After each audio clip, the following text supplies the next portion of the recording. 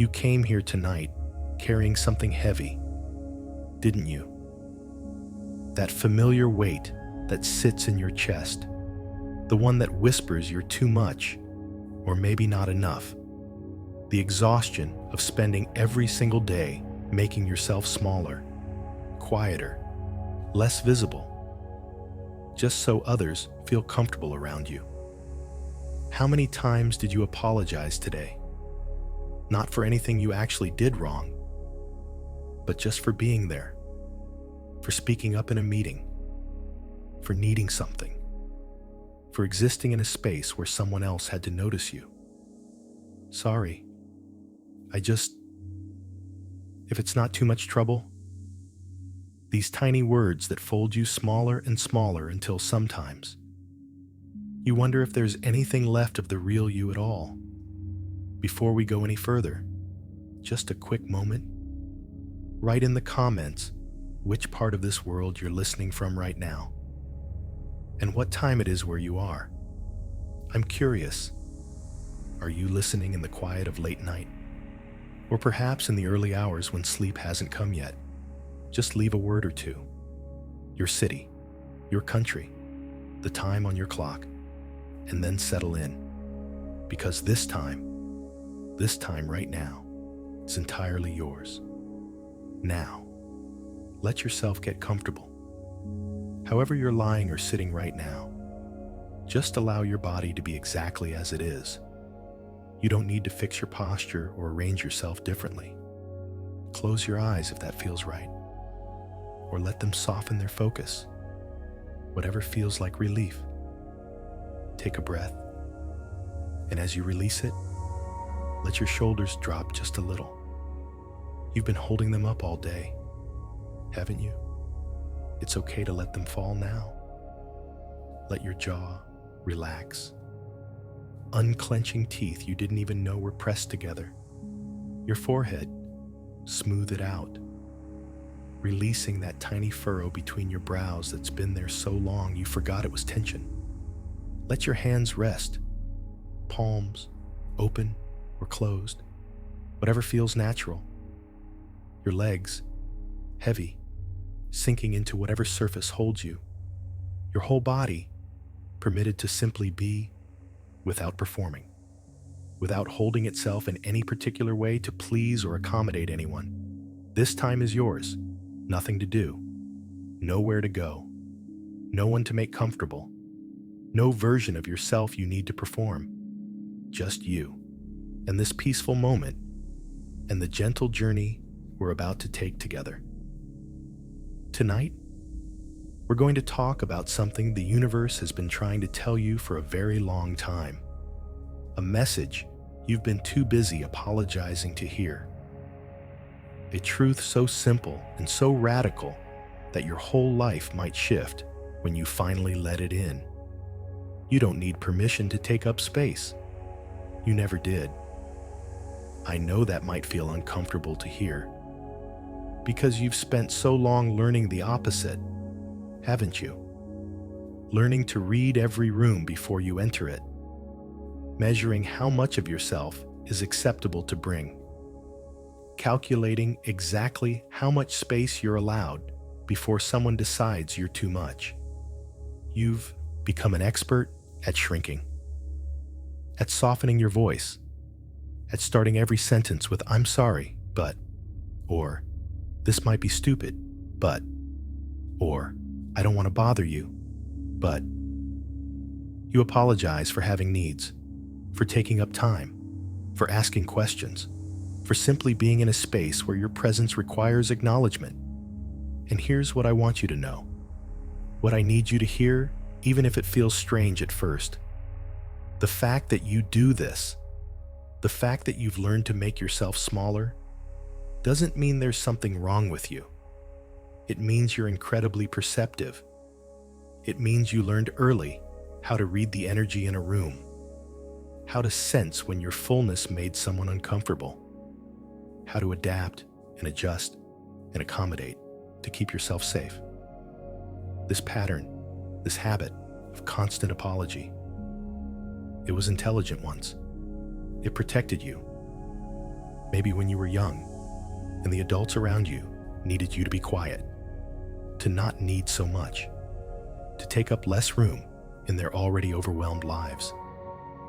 Maybe in relationships where your wants and needs felt like inconveniences.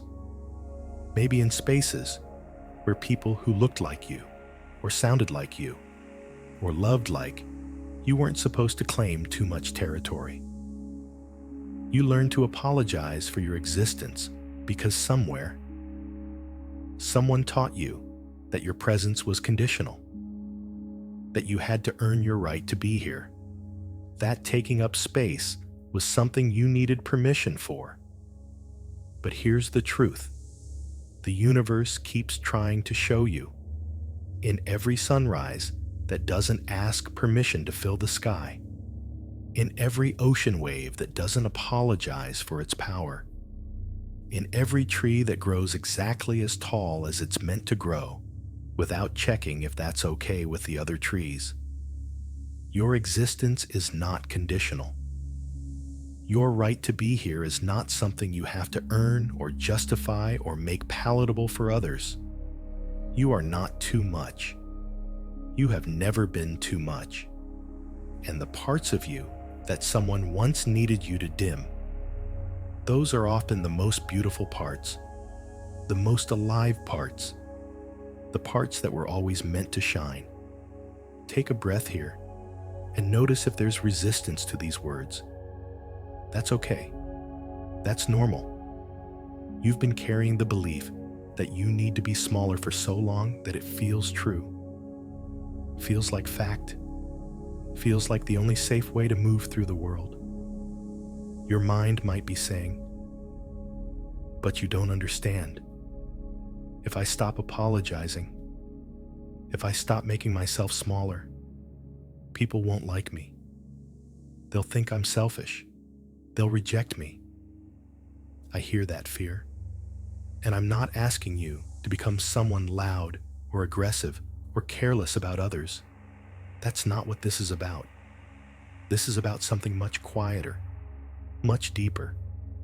This is about the simple, radical act of existing without apology, of breathing all the way in, of speaking at your natural volume, of needing what you need without performing shame about it. You've been so good at reading everyone else's needs, at making space for everyone else's comfort, that you've forgotten something essential. You're allowed to take up space too, not because you've earned it, not because you've proven yourself worthy, but because you're here, because you exist, because the universe made room for you the moment you were born, and that room is still yours. Think about it. Really, think about it. When a flower blooms, does it check first to see if its brightness is too much? Does it dim its colors to make the other flowers comfortable? When a bird sings at dawn, does it soften its song because someone might still be sleeping? When the moon rises full and bright, does it apologize for taking up so much of the night sky? No. They exist fully, unapologetically. Not because they're selfish or inconsiderate, but because that's what existence is. That's what life is, the full expression of what you are, without the constant negotiation of whether you're allowed to be it. And you're part of this same universe, made of the same stardust, subject to the same laws of nature that say, what is alive gets to take up space. What is real gets to be seen. What exists gets to exist fully. I know you're tired. I know that weight you've been carrying, the weight of constant self-monitoring, constant self-editing, constant apologizing. I know how heavy that gets, how exhausting it is to wake up every single day and spend your energy making yourself smaller instead of living your life. How draining it is to filter every word, every need, every desire through the lens of, is this too much? Am I being too much? You are so brave for carrying that weight as long as you have, and you are so ready, even if you don't quite know it yet, to put it down. Tonight, right here, in this peaceful space you've created, you get to practice something new, something that might feel strange at first, unfamiliar, maybe even a little scary. You get to practice simply being, without apology, without justification, without making yourself smaller to fit into some idea of what you think you're supposed to be. Your breath, notice it now. It doesn't apologize for filling your lungs, does it? It doesn't ask permission to flow in and out. It just breathes, naturally, fully, taking exactly as much space as it needs. Your heart, beating there in your chest, it doesn't shrink its rhythm to accommodate anyone. It just beats, steady, strong, claiming its right to pump life through your body. And you, the whole of you get to exist with that same natural permission.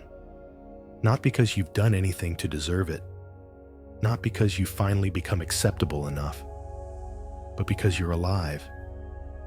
And being alive means you get to take up space.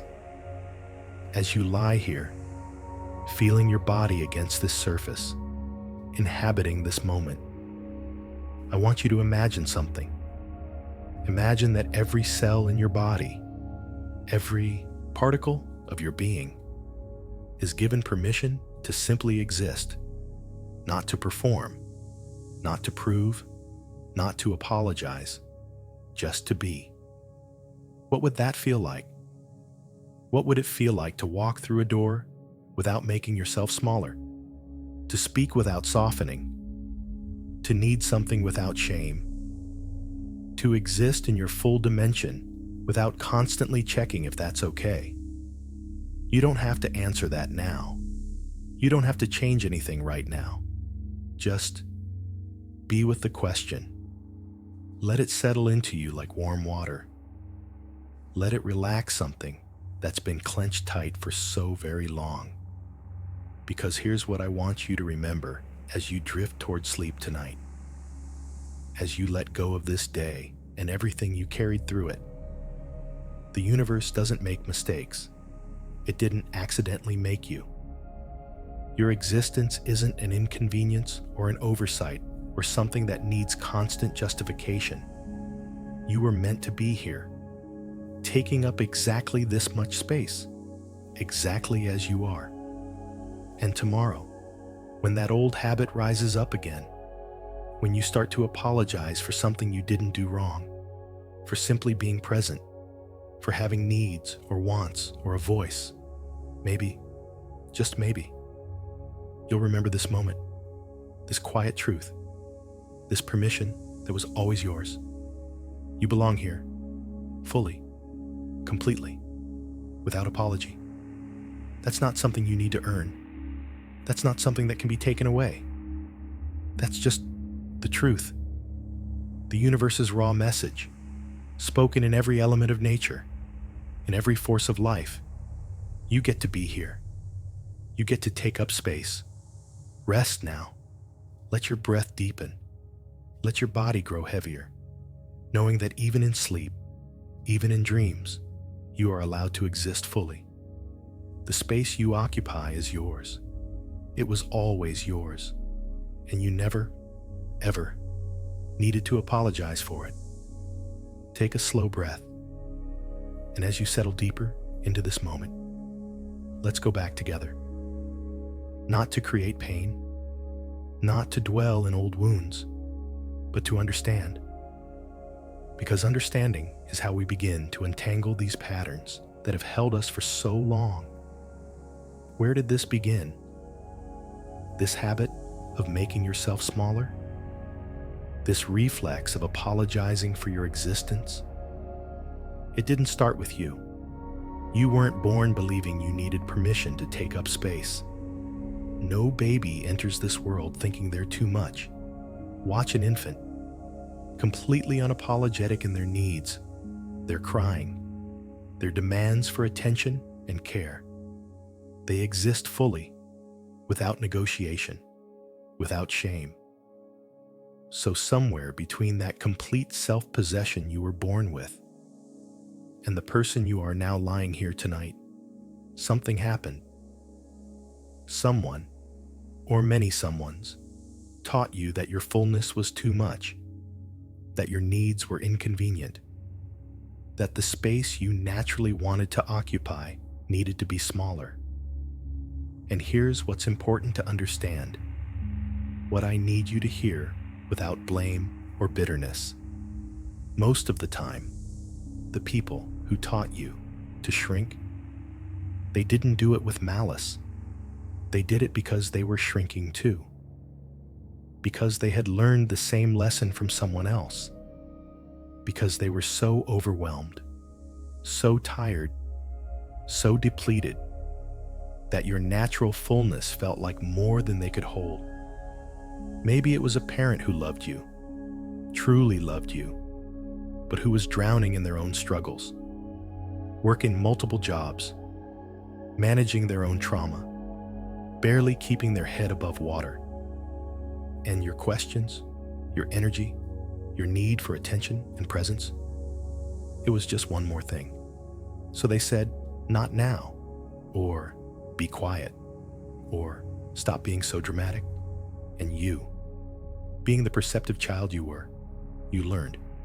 You learned to need less, to ask for less, to be less.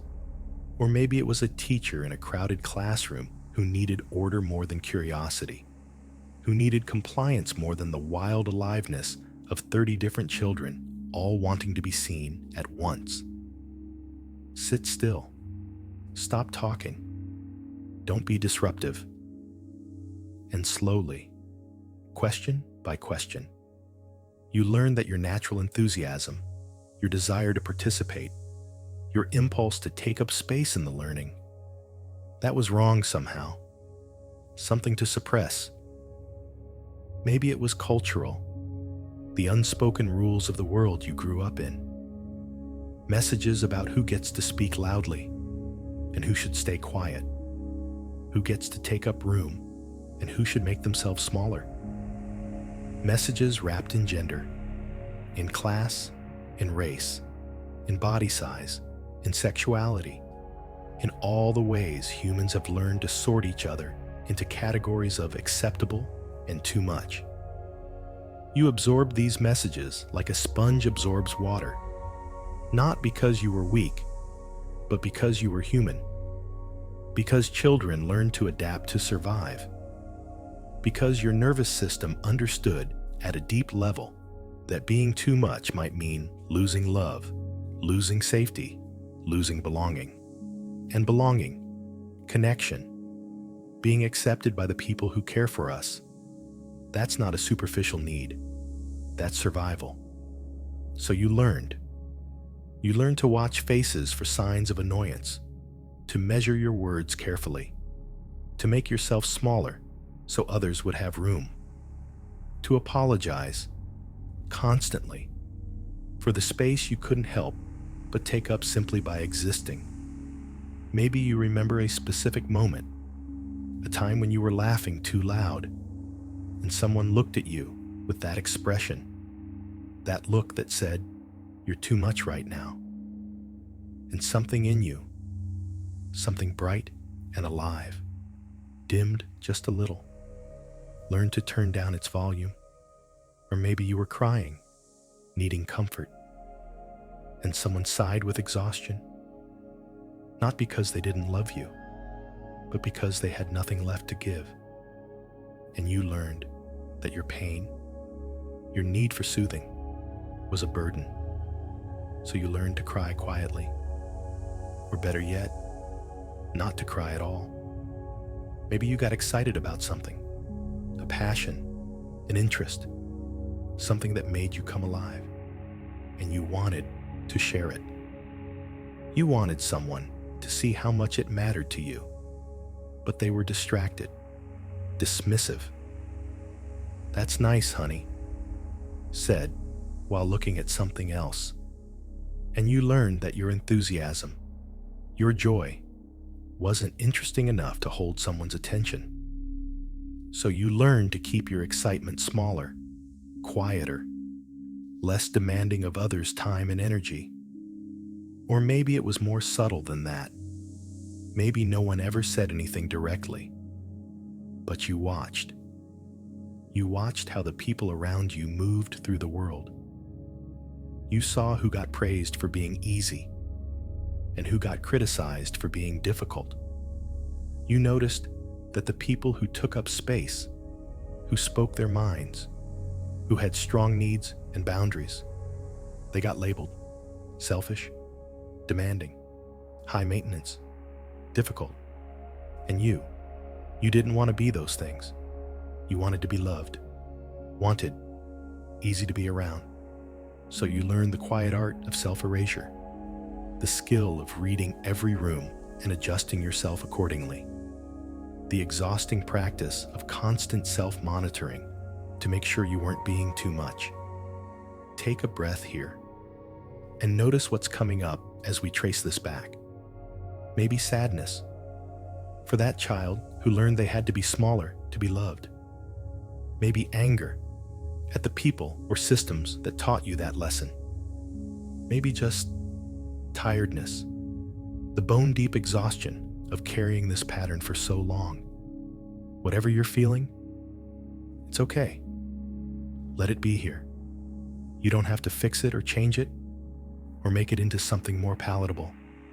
Just let it be. And as you breathe with whatever is present, I want to offer you something, not as a way to bypass the pain, but as a truth that can exist alongside it. You were never the problem. Your fullness was never the problem. Your needs, your voice, your natural desire to be seen and known and held, none of that was wrong. None of that was too much. What happened was, the people around you were in their own pain, their own limitation, their own inherited smallness, and they couldn't hold your fullness, not because you were too much, but because they had been taught to be too small. This pattern you learned, this habit of apologizing for existing, it made sense once. It was intelligent. It kept you safe in environments where being too much might have meant losing love. It helped you navigate relationships with people who couldn't hold all of you. It protected you from rejection, from criticism, from that terrible feeling of being seen as a burden. But here's what's also true. What protected you then is limiting you now. The smallness that once kept you safe is now keeping you from living fully, from speaking honestly, from taking up the space that's actually yours, from existing without the constant exhausting negotiation of whether you're allowed to be here. You're not a child anymore. You're not dependent on those people for survival. You have choices now that you didn't have then. You can begin to unlearn what you learned, not overnight, not by just deciding to be different, but slowly, gently, with compassion for how hard you've worked to keep yourself small.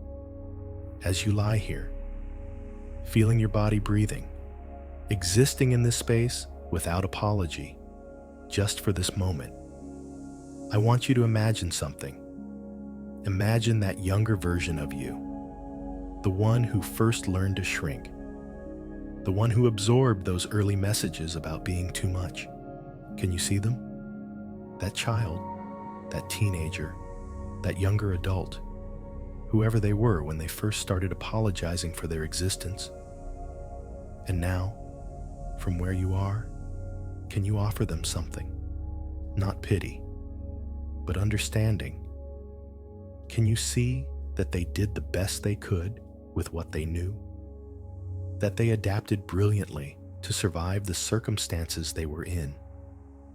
That their smallness wasn't weakness. It was wisdom. The deep nervous system wisdom that knows how to keep you safe. You can honor that. You can thank that younger self for protecting you, for learning to navigate impossible situations, for keeping you alive and connected and safe, even when it meant shrinking parts of yourself. And then, gently, you can tell them something new. You can tell them, it's okay now. We're safe now. We don't have to be that small anymore. The people who couldn't hold our fullness, we don't need their permission anymore. We've grown, we've changed, and we're ready, slowly, carefully, to start taking up more space. This doesn't mean abandoning everyone who once needed you to be smaller. It doesn't mean becoming harsh or disconnected or careless about others. It means releasing the belief that your smallness is required for others' comfort. It means understanding that people who truly love you, who truly see you, they want your fullness. They're not threatened by your space. They celebrate it. And the people who still need you to shrink, who still need you to apologize for existing, maybe, just maybe, they're still working through their own inherited smallness. And that's their journey, not yours. Your journey now, the one that begins tonight as you lie here breathing in the dark, is to slowly, gently, begin reclaiming the space that was always yours. To start noticing when the old pattern rises up. When you start to apologize for something you didn't do wrong. When you begin to shrink yourself to accommodate someone else's discomfort. And when you notice it, you don't have to shame yourself. You don't have to force yourself to be different. You can just pause, breathe, and remember, this pattern made sense once. It protected me then, but I'm safe now. I can choose differently. Let your body grow heavier now, sinking deeper into rest, knowing that understanding where this started doesn't mean you're trapped in it.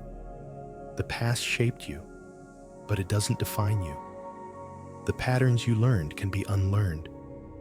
The smallness you adapted to can slowly expand back into fullness. You're not that overwhelmed child anymore. You're not dependent on someone else's approval to exist. You're here, whole, alive, and worthy of taking up exactly as much space as you need. Not because you've healed perfectly, not because you've overcome everything, but simply because you exist. Rest in that tonight. Let it settle into your bones. Where this started matters, but it's not where you have to stay. Tomorrow begins your expansion. But for now, just rest. Just breathe. Just be exactly as you are. Breathe slowly. And as you settle even deeper now, let's be honest about something. Let's talk about what this pattern has actually cost you, not to create guilt or shame, but because naming the cost is how we begin to choose differently. Because understanding what you've been sacrificing helps you recognize why it's time, finally time, to stop. What happens when you spend years, maybe decades, compressing yourself into smaller and smaller spaces? What happens to a life lived in constant apology? What happens to dreams, to words, to needs, when they're perpetually deemed too much? They don't just disappear. They don't evaporate cleanly. They stay inside you, folded and pressed and tucked away, taking up the energy it requires to keep them hidden. And that energy, that constant effort of suppression, it costs you something. It costs you a lot. Think about how tired you are, not just today, but that deeper tiredness, the exhaustion that sleep doesn't quite fix, that heaviness that sits in your chest even after a full night's rest. That's not laziness. That's not weakness. That's the exhaustion of spending every single day monitoring yourself, editing yourself, making yourself smaller and smaller until you're not quite sure what's left. Your body knows. Even when your mind has normalized this pattern, has accepted it as just the way things are, your body knows the cost. It keeps the score in tension. You can't quite release. In shallow breathing, you've learned to live with, in a nervous system that never quite feels safe enough to fully relax because it's always scanning for signs that you're being too much. Feel that now, if you can, without judgment. Notice where you hold tension even here, even in this quiet moment when no one is watching, when no one is asking you to be anything. Your shoulders, are they still guarding? Your jaw, still clenched against words you've learned not to say? Your belly, still tight with the effort of holding everything in? This is what constant self-erasure does. It doesn't just affect your external life, your relationships and career, and how you move through the world. It lives in your body, in muscles that forgot how to soften, in breath that forgot how to go deep, in a heart that's beating, yes, but not quite as openly as it once did. And then there are the words. Oh, the words you didn't say, the questions you didn't ask, the ideas you kept to yourself because you didn't want to take up too much space in the conversation. The times you said, "I'm fine," when you weren't fine at all, but your needs felt like too much to voice. The moments you laughed along with something that hurt you because disagreeing would make you visible, would make you difficult. How many conversations have you had where you weren't really there, where you performed a version of yourself that you thought would be acceptable, easy, not too demanding, while the real you, the one with actual thoughts and feelings and needs, stayed quiet inside? How many relationships have you navigated where the other person knows only the compressed version of you, the one who takes up less room, who needs less, who asks for less? And what did that cost you? The intimacy of being truly known, the relief of being loved for who you actually are instead of who you pretend to be, the joy of connection that happens when two people meet each other fully instead of carefully, when both people take up their actual space instead of constantly accommodating. You've been so accommodating, so understanding, so willing to shrink yourself to fit into other people's comfort zones. And maybe people have loved that about you. Maybe you've been praised for being low maintenance, or easygoing, or not like other people who are so demanding. But here's the question that matters. Did they love you? Or did they love your smallness? Did they love who you actually are? Or did they love how little you asked of them? How convenient you were? How much you gave while requiring so little in return? Take a breath with that. I know it might sting. Because maybe you're starting to realize that some of the relationships you've invested in, some of the connections you've worked so hard to maintain, they were only possible because you made yourself smaller, because you didn't ask for what you needed, because you apologized for existing instead of existing fully. And the dreams. Let's talk about the dreams you didn't pursue, the opportunities you didn't take, the promotions you didn't ask for, the creative projects you didn't start, the trips you didn't take, the life you didn't live, because it felt like too much, because claiming that much space, that much joy, that much success, or visibility, or aliveness, it felt greedy somehow, selfish, like you'd be taking up room that should belong to someone else, so you stayed small. stayed quiet, stayed in the background. And maybe you told yourself it was humility, or kindness, or just being realistic about your place in the world. But what if it wasn't any of those things? What if it was just fear? The deep fear that if you took up your actual space, claimed your actual dreams, lived your actual life, someone would look at you with that expression. That look that says, "Who do you think you are?" And rather than risk that look, that judgment, that rejection, you chose invisibility. You chose the safety of smallness. You chose to fold your dreams into something more manageable, more acceptable, less likely to draw attention or criticism. But here's what invisibility costs. It costs you your life. Not in some dramatic sudden way, but slowly, quietly, day by day, choice by choice, apology by apology. You give away pieces of yourself, little moments of aliveness traded for safety, little sparks of desire dampened to avoid being seen as wanting too much, little expressions of truth swallowed to keep the peace. And over time, those little sacrifices add up, until one day you wake up and realize you're not quite sure who you are anymore.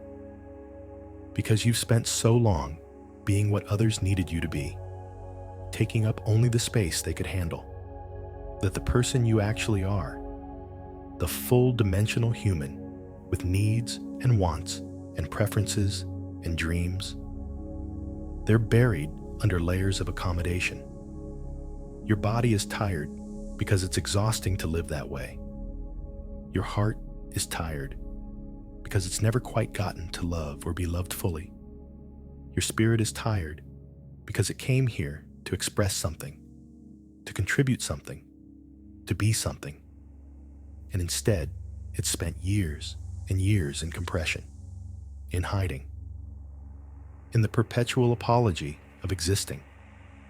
And I want you to know, really know, that this tiredness you feel, it's not because there's something wrong with you. It's not because you're weak or broken or unable to handle life. You're tired because you've been doing something incredibly difficult for a very long time. You've been trying to live a full life while only taking up half the space. Trying to breathe fully while only allowing yourself half breaths. Trying to be whole while constantly cutting away parts of yourself. Of course you're tired. Anyone would be tired. This is exhausting work. The work of self-erasure. The constant vigilance. The perpetual monitoring. The endless calculation of how much is too much. That's not sustainable. It was never meant to be. But here's something else I want you to consider. Something that might feel hard at first, but holds a key to your freedom. This pattern, as much as it's cost you, it's also been serving you. It's been protecting you from something. From rejection, from criticism, from the terrible vulnerability of being fully seen and possibly judged or dismissed. And part of why it's so hard to let go of this pattern, part of why you keep choosing smallness even when you consciously want to expand, is because the fear is real. The risk is real. When you stop apologizing for your existence, when you start taking up your actual space, some people won't like it. Some people will be uncomfortable. Some relationships that depended on your smallness, they might not survive your expansion. That's scary. I'm not going to pretend it's not. But here's the trade you've been making. You've been sacrificing your fullness, your aliveness, your actual life to maintain connections with people who could only handle you when you were compressed. You've been choosing their comfort over your existence. And maybe, just maybe, that trade is no longer worth it. Maybe the cost of invisibility has finally exceeded the cost of being seen. Maybe you're ready, even though it's scary, even though you don't know exactly how to start choosing differently. Let yourself feel that possibility settling into you now, not as pressure to change immediately, not as one more thing you're supposed to fix about yourself, but just as possibility, the possibility that you could live differently, that you could breathe more deeply, that you could speak more honestly, that you could need what you need without shame, that you could take up the space that's actually yours. What would that feel like? What would it feel like to wake up tomorrow and not immediately begin the work of making yourself smaller? To move through your day without the constant calculation of whether you're being too much? To go to sleep at night without the exhaustion of performance? Without the tiredness that comes from living at half volume? You don't have to answer that now. Just feel into it. Let your body imagine what it might be like to exist without apology, to simply be fully without compression. And as you breathe here in the darkness, let yourself acknowledge the cost, what this pattern has taken from you. The energy, the words, the dreams, the connections, the life you haven't quite been living because you've been too busy making sure you're not taking up too much space. You've paid enough. You've sacrificed enough. You've been small enough for long enough. And while the path back to fullness might feel uncertain, while you don't yet know exactly how to exist without apology, you know this. You can't keep living this way. The cost is too high. Your life, your actual life, is waiting. And it requires you to stop shrinking, to stop apologizing, to finally take up the space you were always meant to occupy. Rest now, letting that truth settle, knowing that acknowledging the cost is the first step toward choosing differently. Tomorrow, you'll begin to reclaim what you've given away. But tonight, just rest in the knowing that you deserve more than invisibility, more than exhaustion, more than a life lived in perpetual apology. You deserve to be here, fully, and every bit of space you take up, it's yours. It was always yours. Let your breathing slow even more now, and let's shift something fundamental. Let's step out of the human conversation for a moment, out of the rules and expectations and all the conditioning you've absorbed, and look at this from a completely different angle. Let's look at this from the universe's perspective. Because here's what's true. The universe that created you, the vast intelligence that formed galaxies and mountains and oceans and the intricate double helix of your DNA, it didn't make a mistake when it made you. It didn't accidentally give you too much energy, too many needs, too big a presence. It made you exactly as expansive as you're meant to be. Look at nature. Really look at it. Have you ever seen a star apologize for how brightly it shines? Have you ever watched a star dim itself because another star nearby felt outshone? No. Stars burn at their full capacity. They take up exactly as much space as their nature demands. They illuminate the darkness without asking permission, without checking if their brightness is too much for anyone. The sun doesn't rise halfway because it's worried about being too intense. It doesn't soften its light to make the moon more comfortable. It blazes fully, unapologetically, giving everything it has, because that's what the sun is. That's what it's here to do. And the ocean? Think about the ocean. Does it apologize for its vastness? Does it shrink back from the shore, because taking up so much of the planet feels greedy? Does it quiet its waves because their crashing might disturb someone? No.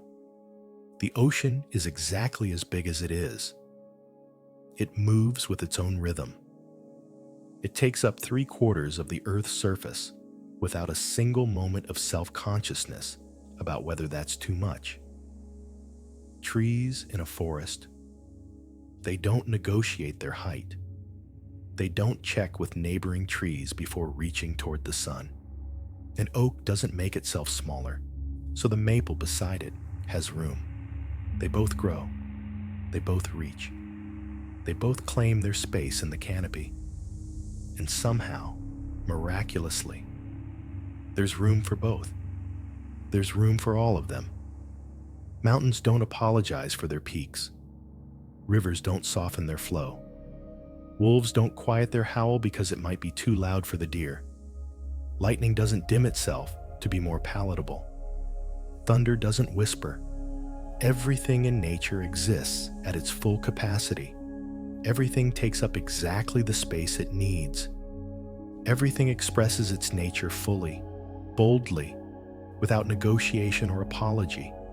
And the universe, this vast intelligent system that holds it all, it doesn't just allow this fullness. It requires it. It depends on it. Because here's what nature understands that humans have forgotten. Your fullness doesn't diminish anyone else. Your expansion doesn't require someone else's contraction. There isn't a finite amount of space that we all have to divide up carefully, making sure no one takes too much. Space is infinite. Possibility is infinite. The universe is literally expanding every second, creating more room, more possibility, more space for everything to exist fully. When a flower blooms, does its opening prevent another flower from blooming? No. One flower's radiance invites other flowers to open. One tree's growth doesn't steal growth from other trees. It creates conditions for more growth, more shade, more nutrients cycling through the soil, more habitat for other life. That's how life actually works. Not through compression and scarcity and everyone fighting over limited space, but through expansion and abundance and the understanding that my fullness creates space for your fullness. My aliveness invites your aliveness. My permission to exist fully gives you permission to exist fully. But somehow, in human systems, we've created something different. We've created hierarchies and rules and unspoken agreements about who gets to take up space and who should stay small. We've learned to see each other as competition for limited resources instead of as fellow expressions of the same infinite source. And so we shrink, we apologize, we make ourselves smaller, thinking that's kindness, thinking that's love, thinking that's what allows us to coexist. But what if that's backwards? What if our shrinking doesn't create more room for others? It actually creates less. What if when we compress ourselves, when we dim our light, we're actually depriving the world of something it needs? Think about it. When you make yourself small, when you silence your voice, when you hide your gifts, when you apologize for your existence, what does that create? Does it make other people more free? Does it invite them into their fullness? Or does it teach them, by example, that they should be small too? That taking up space is something to feel guilty about? That fullness is selfish? Your smallness doesn't serve anyone. Not really. It might feel like accommodation, like generosity, like making room. But what it actually does is perpetuate the lie that space is limited, that someone has to shrink for someone else to expand, that we can't all exist fully at the same time. But from the universe's perspective, from the view of the intelligence that creates and sustains all life, that's absurd. The universe doesn't run on scarcity. It runs on abundance. It runs on the principle that everything that exists has a right to exist. Fully. Completely. Taking up exactly as much space as its nature requires. You are not separate from this system. You're not an exception to this rule. You're part of nature. You're made of the same elements as stars, the same water as oceans, the same carbon as trees. You're animated by the same life force that makes flowers bloom, and rivers flow, and birds sing at dawn. And that life force in you, it wants to express. It wants to take up space. It wants to exist fully. Not because you're selfish, or greedy, or too much, but because that's what life does. That's what consciousness does. It expands. It reaches. It grows toward fullness, the way a plant grows toward light. When you apologize for that impulse, when you compress that natural expansion, you're not being humble or considerate. You're working against your own nature. You're trying to make a river flow uphill. You're asking a star not to shine. You're demanding that a tree grow downward instead of up. And your body knows this is wrong. Your soul knows this is backwards. That's why it costs you so much energy. That's why you're so tired. Because you're spending your life force working against life itself, trying to be smaller than you actually are, trying to take up less space than you naturally occupy. The universe didn't consult you before giving you your particular configuration of energy and presence and needs. It didn't ask if you were okay with being however bright or loud or needy or intense you naturally are. It just made you exactly as you are, with exactly the dimensions you have. And from the universe's perspective, those dimensions are perfect, not too much, not too little, exactly right, exactly what's needed, exactly what belongs here. You know how every ecosystem needs diversity to thrive? How a forest needs tall trees and short trees, shade-loving plants and sun-seeking plants, loud birds and quiet insects, predators and prey, decomposers and pollinators. Everything has a role. Everything belongs. And the system only works when everything expresses its full nature. You're part of the ecosystem of humanity, and humanity needs what you are, not a compressed version of you, not a dimmed-down, apologetic shadow of you, but the full actual you, with all your particular qualities and needs and presence and voice. Maybe you're someone whose nature is to be loud, to take up auditory space, to have a voice that carries. The universe made you that way for a reason. Maybe your voice is meant to reach people, to wake people up, to say things that need to be said loudly enough to be heard. Maybe you're someone whose nature is to need a lot, to have big desires, to want much from life. The universe made you that way for a reason. Maybe your hunger for life is meant to inspire others, to show what's possible, to reach for things that expand what we all think we're allowed to want. Maybe you're someone whose presence is intense, whose energy fills a room, who can't help but be noticed. The universe made you that way for a reason. Maybe your intensity is meant to catalyze things, to shift energy, to be impossible to ignore in spaces that need shaking up. Whatever your particular configuration, whatever makes you feel like you're too much, that's not a flaw. That's not something you need to fix or apologize for. That's your nature. That's how life expressed itself through you.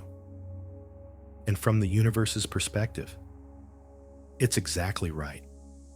The universe doesn't make backup plans. It doesn't create redundancies. Every single expression of life, every single manifestation of consciousness is unique, irreplaceable, needed.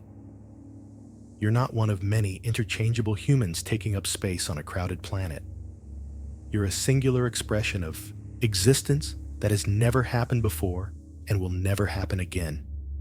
And this singular expression that is you, it's meant to take up space. Your exact amount of space. Not more, not less, but exactly what you are. The universe created room for you when it created you. That room is yours. Not conditionally, not tentatively, not pending approval from other humans. Yours. Feel that now, if you can. Feel yourself held by something so much bigger than human judgment. Held by the same intelligence that holds galaxies in their spirals, that holds planets in their orbits, that holds every living thing in the intricate web of existence. From that perspective, from the view of the infinite, your worries about being too much seem so small. Not because they're not real or painful, but because they're based on a fundamental misunderstanding. The misunderstanding that you need permission to be here, that you need to justify your space, that you're somehow taking up room that should belong to someone else. But the universe already gave you permission. It gave you permission when it gave you life, when it animated your cells, when it sparked consciousness in you. That's your permission slip. That's your right to exist fully. And no human gets to revoke that. Let your breath deepen now. Feeling yourself connected to everything, to stars and oceans and mountains and trees, to the vast unfolding of existence that holds you, that created you, that wants you here, exactly as you are. You don't need to become smaller. You never needed to become smaller. You just need to remember what you are. A full expression of life itself. Taking up exactly the right amount of space. Shining exactly as brightly as you're meant to shine. And the universe, this infinite intelligent system, it celebrates your fullness. It needs your fullness. It made you to be exactly this full. Rest in that truth tonight. Let it fill the places where you've been holding yourself small. You belong to something so much bigger than human rules about who gets to take up space. You belong to life itself.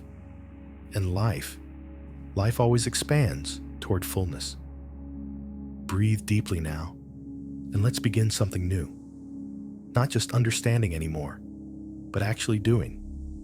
Actually reclaiming. Because understanding why you've been small is important. But at some point, you have to start practicing being full-sized again.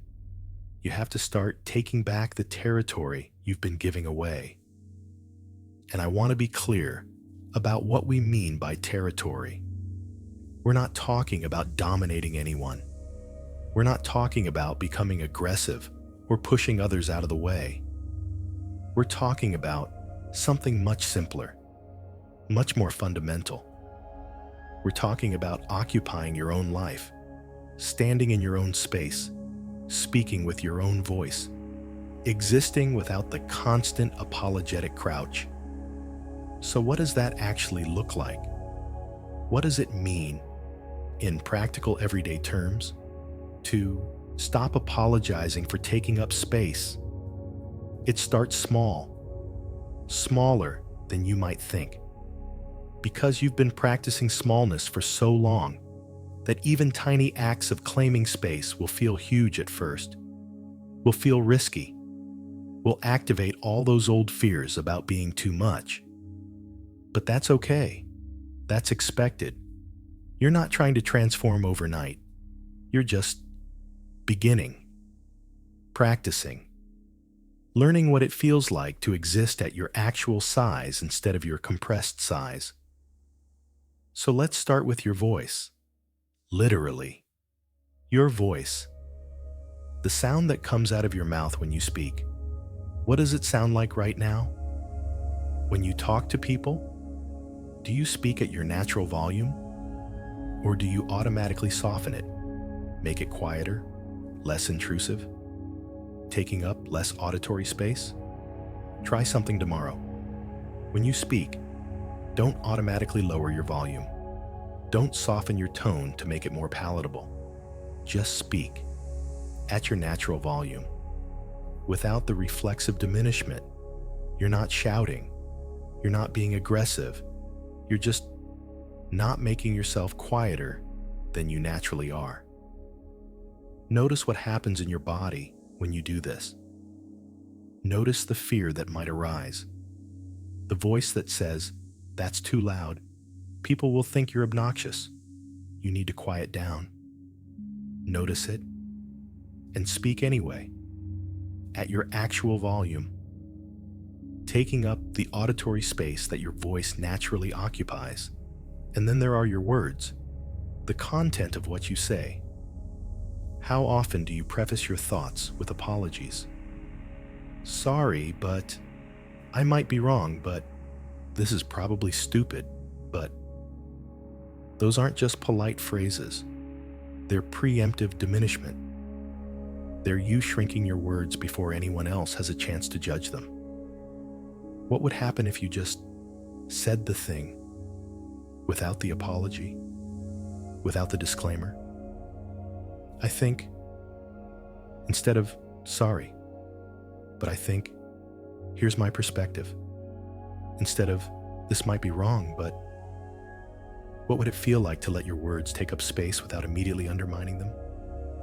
Scary, probably. Vulnerable, definitely. But also honest. Also real. Also what it actually sounds like to speak without apology. And your needs. Oh, your needs. This is where it gets really uncomfortable, isn't it? Because needs are perhaps the most vulnerable place to stop apologizing. Needs are where you've learned to be smallest, where you've practiced the most compression. What do you need right now? Not what you think you should need. Not what would be reasonable or convenient or easy for others.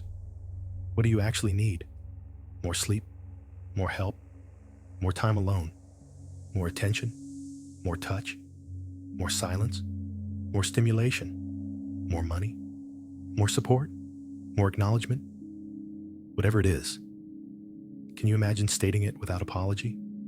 Without immediately softening it or explaining it away or making it smaller? I need... full stop. Not, I'm sorry to be difficult, but I need... not, if it's not too much trouble, I need... just... I need. Your needs are not impositions. They're not inconveniences. They're not evidence that you're too much. They're just needs. Requirements for your well-being. Information about what you require to function as a human being. And stating them clearly, without apology. That's not selfish. That's honest.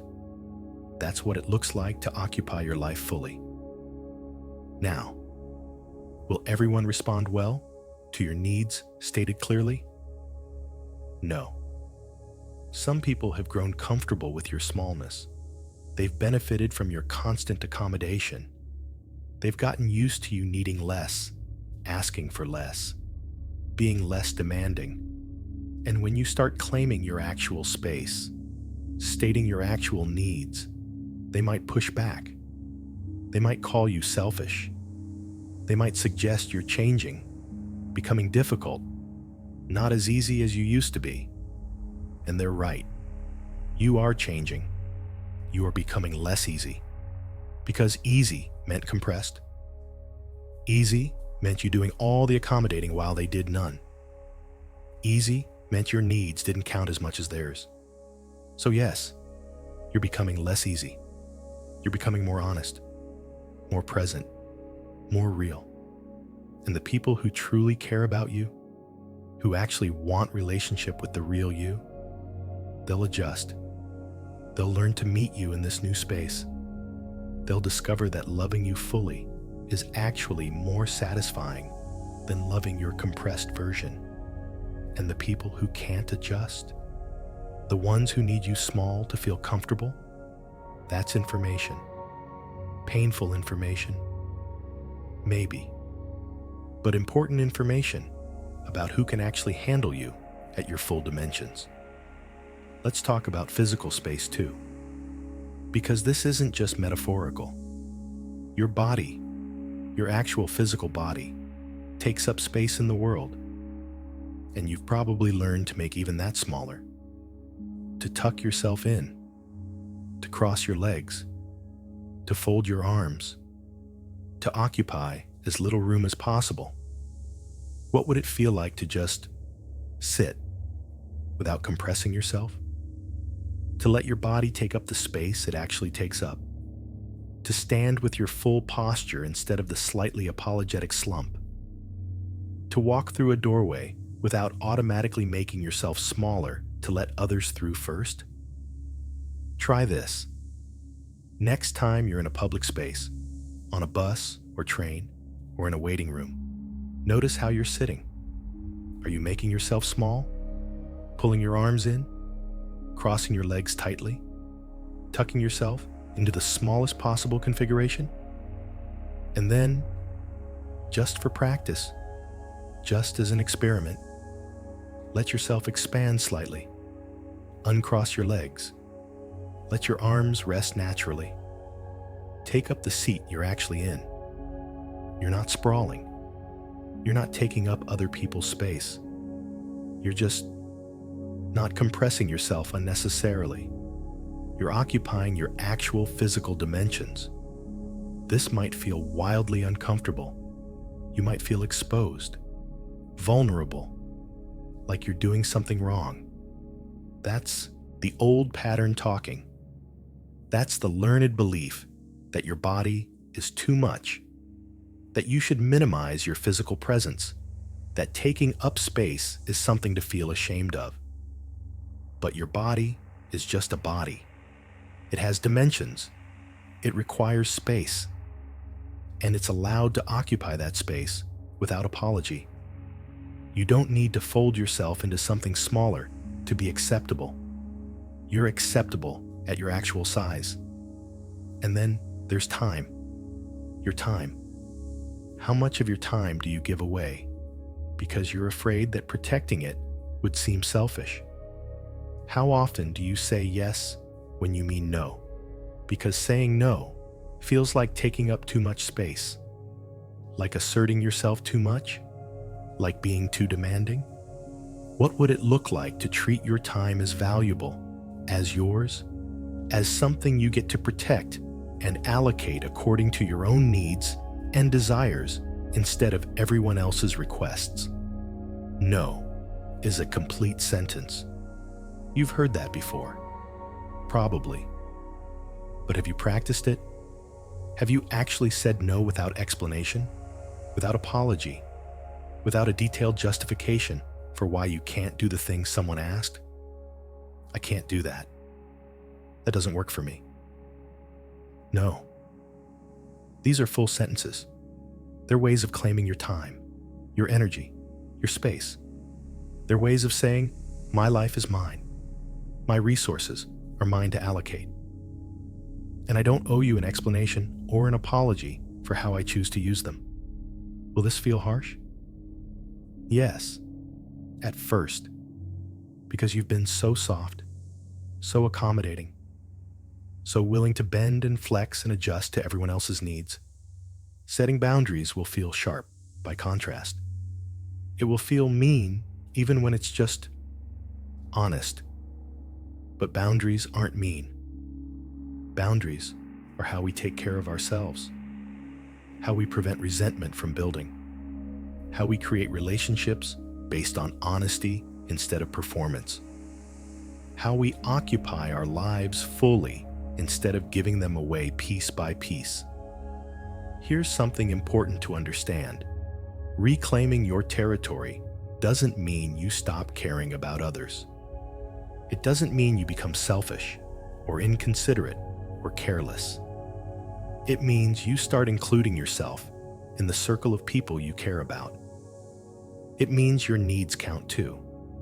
Your preferences matter too. Your space is valuable too. You can be generous from a place of fullness. You can accommodate others when you choose to, when it feels right, when it doesn't require you to abandon yourself. But you can't genuinely give what you don't have. And if you're constantly depleted, constantly compressed, constantly giving away your space and time and energy, you don't have anything real to give. You're just performing generosity while dying inside. Real generosity comes from overflow, from having enough for yourself and choosing to share, from occupying your own space fully, and then, from that fullness, extending yourself toward others. That's sustainable. That's honest. That's what it looks like to live fully while also being in relationship. So this reclaiming, it's not about becoming isolated or selfish. It's about becoming real, about occupying your actual life instead of the compressed version you've been living, about taking up your actual space so you can actually connect, actually give, actually love from a place of wholeness instead of depletion. Start small tomorrow. Pick one thing, one way you typically make yourself smaller, and practice not doing that.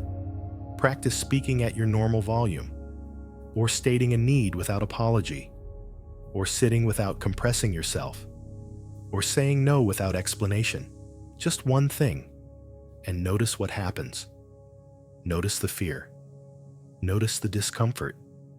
Notice the voice that says you're being too much. And then, notice that nothing terrible happens. Notice that you survive. Notice that the world doesn't end when you take up your actual space. And then, the next day, practice again. The same thing or a different thing. Little acts of reclaiming. Little moments of existing without apology. Building slowly, carefully. The muscle of occupying your full dimensions. This is your territory. Your life, your space, your time, your voice, your body, your needs. All of it. Yours. Not conditionally. Not pending approval. Not negotiable. Yours. And reclaiming it, occupying it, standing in it fully. That's not taking something away from anyone else. That's just being here. Finally. Fully. For the first time in a long time. Let yourself rest now in that possibility. The possibility that you could live differently. That you could take up space without guilt. That you could exist fully without constantly checking if that's okay.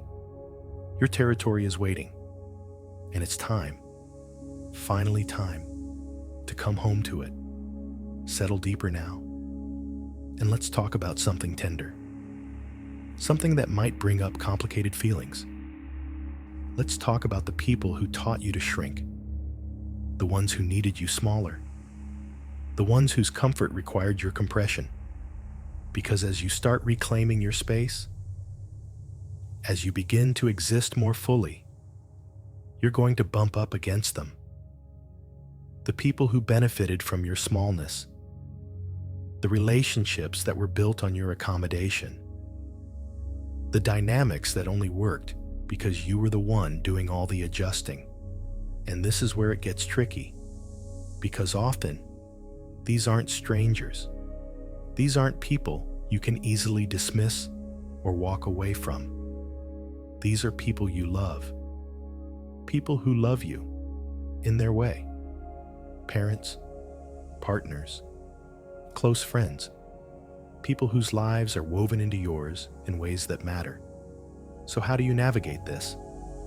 How do you expand when the people around you need you to stay small? How do you occupy your space when doing so disrupts relationships you care about? First, Let's be honest about what happened, without vilifying anyone, without making them into monsters, but also without pretending it didn't happen or doesn't matter. Someone, or multiple someones, needed you to be smaller than you are. Maybe a parent who was so overwhelmed with their own struggles that your fullness felt like too much to hold. Your questions, your needs, your energy, your emotions, they couldn't meet you there. So you learned to dim yourself, to need less, to be quieter, to take up less space so they could manage their lives. They probably didn't do this consciously, probably didn't wake up and decide to compress their child. They just responded from their own limitation, from their own exhaustion, from their own inherited patterns of scarcity and overwhelm. And you, being the brilliant adaptive creature you were, you learned. You adjusted. You made yourself smaller so you could stay connected to them. Or maybe it was a partner, someone who said they loved you, but who always seemed more comfortable when you needed less, asked for less, wanted less. Someone whose love felt conditional on your smallness, who praised you for being low maintenance, but who withdrew or got irritated when you had needs that required them to show up more fully. Maybe they didn't mean to do this either. Maybe they were just living out their own patterns, their own fear of intimacy, their own inability to meet another person fully because they'd never learned how. And you, wanting connection, wanting love, you learned to compress yourself into a size they could handle. Or friends. Friends who loved you for being the reliable one, the one who always accommodated, the one who adjusted to everyone else's schedules and preferences and needs, the one who never made things difficult by having strong opinions or boundaries or requirements. You became the easy friend, the one everyone could count on to go along, to not rock the boat, to take up minimal space. And maybe they appreciated that. Maybe they told you how great you were, how understanding, how flexible. And part of you knew, even then, that what they actually appreciated was your smallness, your willingness to make yourself convenient. Not the real you, but the compressed version that fits so nicely into their lives without requiring much from them. Take a breath here, because recognizing this, really seeing it, it can bring up anger, grief, betrayal. How could they? How could the people who supposedly loved you, who were supposed to see you, how could they need you small? How could they be more comfortable with your compression than your fullness? And here's what's important to understand. They were small too. Almost always. The people who need you to shrink, they're living in their own compression. They learned the same lessons you did, maybe in different ways, maybe for different reasons, but they learned that fullness isn't safe, that taking up space is selfish, that needs are burdens, that the way to be loved is to be small and easy and undemanding. And when you show up at your full size, when you start occupying your actual space, it threatens something in them. It reflects back their own smallness. It reminds them of all the ways they're not living fully. It disturbs the equilibrium they've created, where everyone stays compressed and calls it kindness. So they push back, sometimes obviously, with criticism or anger or accusations that you're changing, becoming selfish, not as nice as you used to be. Sometimes more subtly, with hurt feelings or disappointment, or gentle suggestions that you're being unreasonable, expecting too much, becoming difficult. And this is painful, because you care about these people. You don't want to hurt them. You don't want to disrupt relationships that matter to you. And there's that old familiar pull, the one that says, maybe I should just go back to being small. Maybe my expansion isn't worth their discomfort. Maybe I'm being selfish after all. But here's the truth you need to hold on to. You shrinking doesn't actually help them. It doesn't free them, or heal them, or make their lives better. It just perpetuates the pattern. It reinforces the belief that smallness is required for love. That compression is the price of connection. That we can't all exist fully and still be in relationship. Your expansion, your fullness, your refusal to keep shrinking. It's actually an invitation for them to expand too. To discover that relationships can be built on two full people meeting each other instead of two compressed people tiptoeing around each other's limitations. Some of them will accept that invitation, eventually, not right away. Probably. There will be friction first, adjustment, discomfort as the relationship finds a new shape, a new dynamic where you're no longer doing all the accommodating. But if the love is real, if the connection is genuine, they'll adjust. They'll learn to meet you at your actual size. And the relationship will deepen because it's finally based on truth instead of performance. But some of them won't. Some people can only be in relationship with your smallness. They literally don't have the capacity or the willingness to meet you fully. Their own limitation is too great. Their own investment in staying small is too deep. And when you start expanding, when you stop shrinking to fit into their comfort zone, they'll leave, or they'll become so uncomfortable, so critical, so demanding that you go back to how you were, that you'll have to choose. Choose between your fullness and their comfort. Choose between occupying your life and maintaining a relationship built on your compression. Choose between being real and being loved by someone who can only love you when you're small. And that's hard. That's one of the hardest things you'll face as you reclaim your space, because it means you might lose people, relationships you've invested in, connections you care about, people you love who, it turns out, can't actually handle loving the full you. But here's what I need you to understand. Losing relationships built on your smallness isn't actually loss. It feels like loss. It hurts like loss.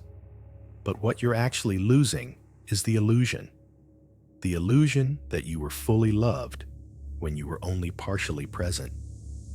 The illusion that those relationships were genuine when they were conditional on your compression. Real love, true connection, it doesn't require you to be smaller. It doesn't need you compressed to feel comfortable. Real love meets you at your actual size and celebrates your fullness because it recognizes that your aliveness doesn't threaten anything. It enhances everything.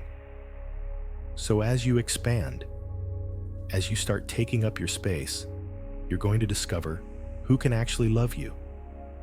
Not the performance version, not the compressed version, but the real full-dimensional you with needs and boundaries and preferences and a voice that speaks at its natural volume. Some people will rise to meet you, will adjust, will discover that they actually prefer you real to you accommodating. Those relationships will transform, will deepen, will become more honest and satisfying than they ever were when you were performing smallness. And some people will fall away, will reveal that they can't or won't meet you here. And that will hurt, will feel like rejection, will activate every old fear about being too much. But it's not rejection of you. It's their inability to expand beyond their own limitation. And that's about them. Not about you being too much. About them being unable to meet you at your actual size. You can have compassion for that. You can understand that they're trapped in their own patterns. You can wish them well. You can even love them from a distance. But you cannot.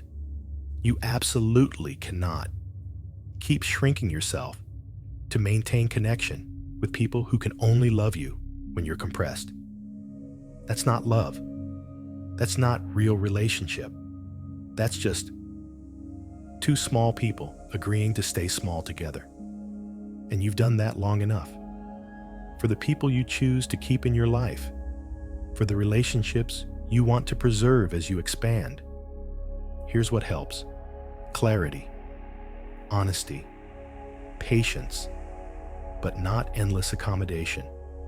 You can tell them what's changing. I'm learning to take up more space.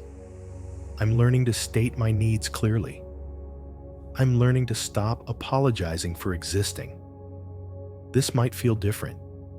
I might seem different, but I'm actually just becoming more real. You can acknowledge their discomfort without making it your responsibility to fix. I understand this is an adjustment for you. I know you're used to me being more accommodating, and I care about you. But I can't keep making myself smaller. I'm willing to work through this transition with you if you're willing to meet me here. You can set boundaries while staying connected. I love you, and I'm not going anywhere. But I am going to start saying no when I need to. I am going to start speaking up when I disagree. I am going to start taking up my space. And I'm hoping you can adjust to that. Some will, some won't. And you'll have to make peace with not knowing which is which until you actually do it. Until you actually start expanding and see who stays, who adjusts, who can meet you here. But here's what I want you to remember. The people who made you small, even the ones you love, even the ones who meant well, they don't get to define your size anymore. They don't get to set the limits on your expansion. They don't get to tell you how much space you're allowed to take up. You're reclaiming your territory. And that means some relationships will have to transform or end. That's not failure. That's not you being selfish or cruel. That's just what happens when you stop living a compressed life. When you stop performing smallness to keep others comfortable. Let yourself feel the grief of that if you need to. The sadness of realizing that some people you love can't actually handle loving you fully. That's real. That's valid. That deserves to be acknowledged. And then, let yourself feel something else too. The relief, the lightness, the freedom of finally stopping the performance, of being real instead of accommodating, of discovering who actually wants relationship with the real you. Those people, the ones who can meet you at your full size, they're your people.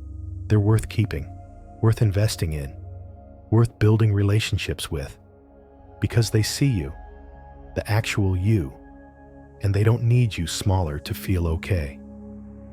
Rest now, knowing that as you expand, some relationships will fall away and some will deepen.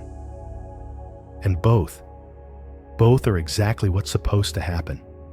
You're finding your people, the ones who can handle your fullness, and releasing the ones who can't. That's not loss. That's liberation. Breathe slowly, deeply, and let's imagine something together. Let's imagine what your life could look like when you're no longer living in constant apology, when taking up space becomes natural, normal, not something you have to think about or negotiate or feel guilty about, just how you exist. What does that version of you look like? How do they move through the world? How do they speak, relate, occupy their days? Let's explore this new relationship with space you're building, not the compressed version you've been living, but the full-size life that's waiting for you. First, understand that occupying your space fully doesn't mean becoming someone you're not. It doesn't mean forcing yourself to be loud if you're naturally quiet, or extroverted if you're introverted, or aggressive if your nature is gentle. This isn't about performing a different kind of acceptable. This is about being exactly who you are, without the constant compression. If you're naturally quiet, that's beautiful. That's your nature.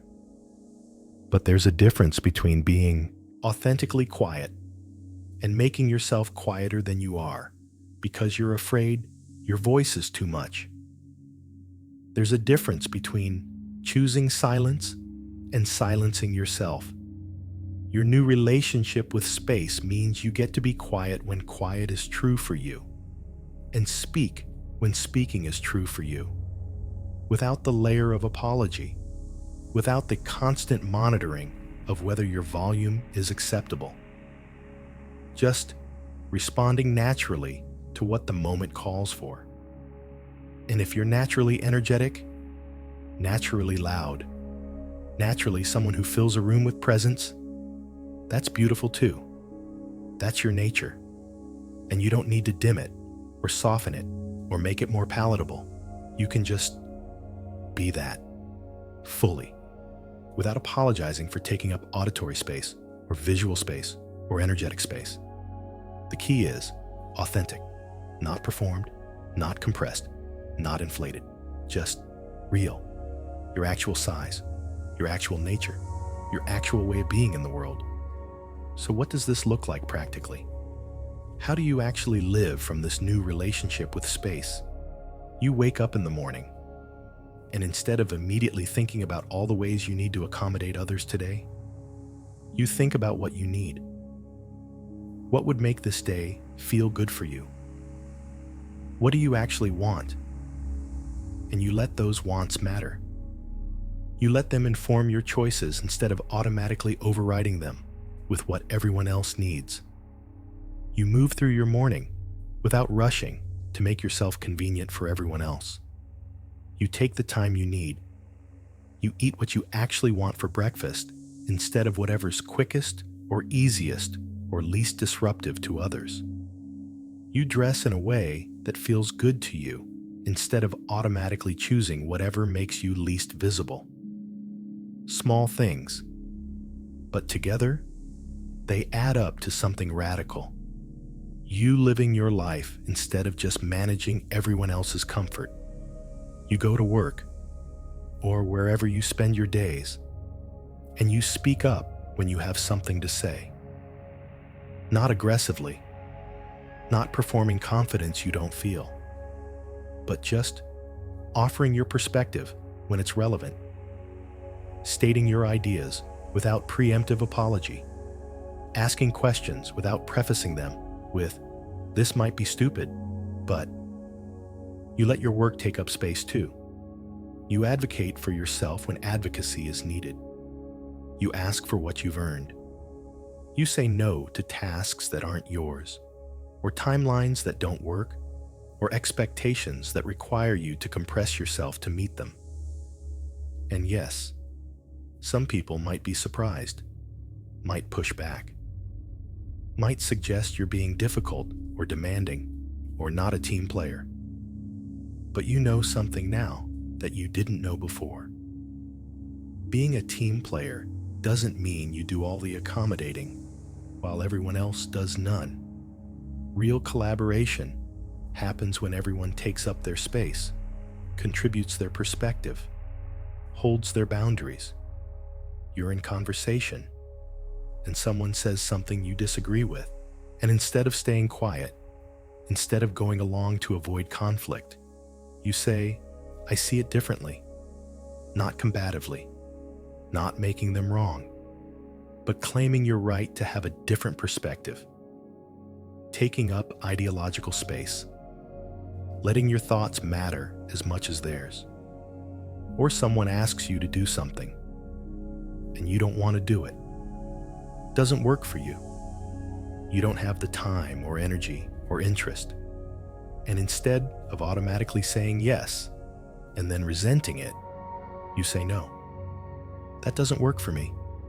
I'm not available for that. No. Simple, clear, without apology or lengthy justification. And you notice, gradually, that saying no doesn't end relationships. It doesn't make you a bad person. It just creates honesty, creates space for you to say yes when yes is real. When yes comes from genuine desire instead of fear of disappointing someone.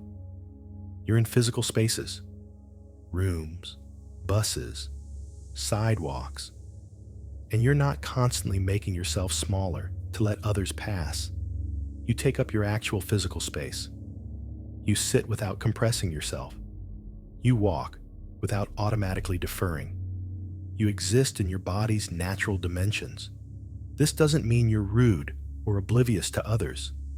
You're still aware, still considerate. But you're not automatically making yourself less important. Not automatically giving everyone else the right of way while you shrink to the margins. You're one person in a shared space, equal, not more important than others, but crucially, not less important either. You're allowed to be here, allowed to take up room, allowed to move through the world at your actual size. At home, in your intimate relationships, this is where the deepest shift happens. Because this is where you've probably been smallest, where the fear of losing love has kept you most compressed.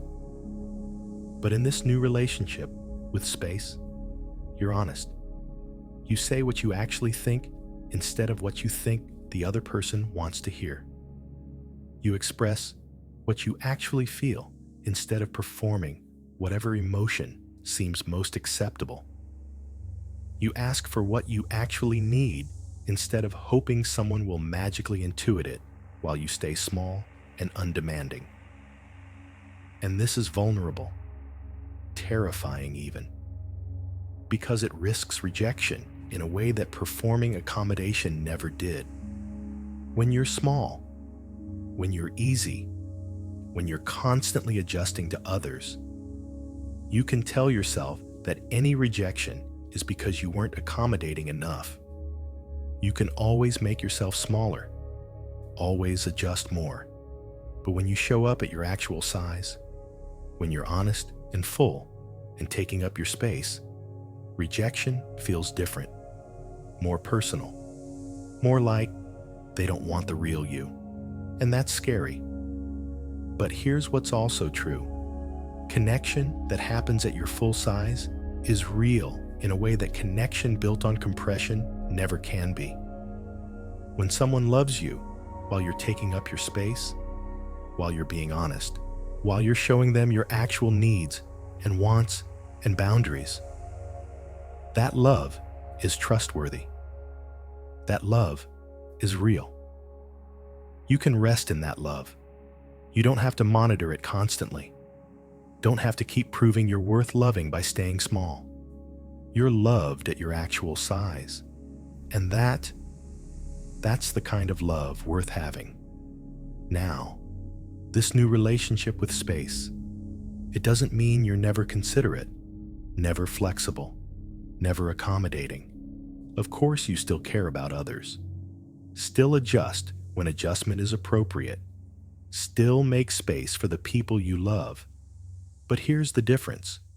You do it from choice, from fullness, not from fear, not from the belief that you have to earn your right to exist by constantly putting yourself last. You accommodate when accommodation feels right, when it's mutual, when it doesn't require you to abandon yourself. There's a paradox here that's important to understand. When you take up your space, when you stop shrinking, you actually create more space for others too. not less. More. Because when you're honest about your needs, when you speak your truth, when you hold your boundaries, you give others permission to do the same. You demonstrate that it's possible to be full-sized and still be in relationship, that we don't all have to compress ourselves to coexist. Your expansion invites expansion. Your fullness invites fullness.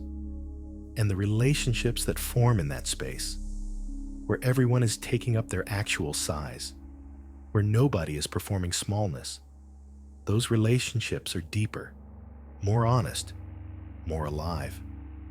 You might be thinking, but what if I don't know what my actual size is? What if I've been compressed for so long that I don't know who I am when I'm not shrinking? That's okay. That's normal. You'll discover it gradually. Through practice. Through paying attention to what feels true versus what feels like performance. Through noticing when you're speaking at your natural volume versus when you're artificially softening. When you're stating your real needs versus your compressed needs. It's a process, not a destination. You're learning, day by day, moment by moment, what it feels like to occupy your life, to take up your space, to exist without the constant apologetic crouch. Some days, you'll get it right.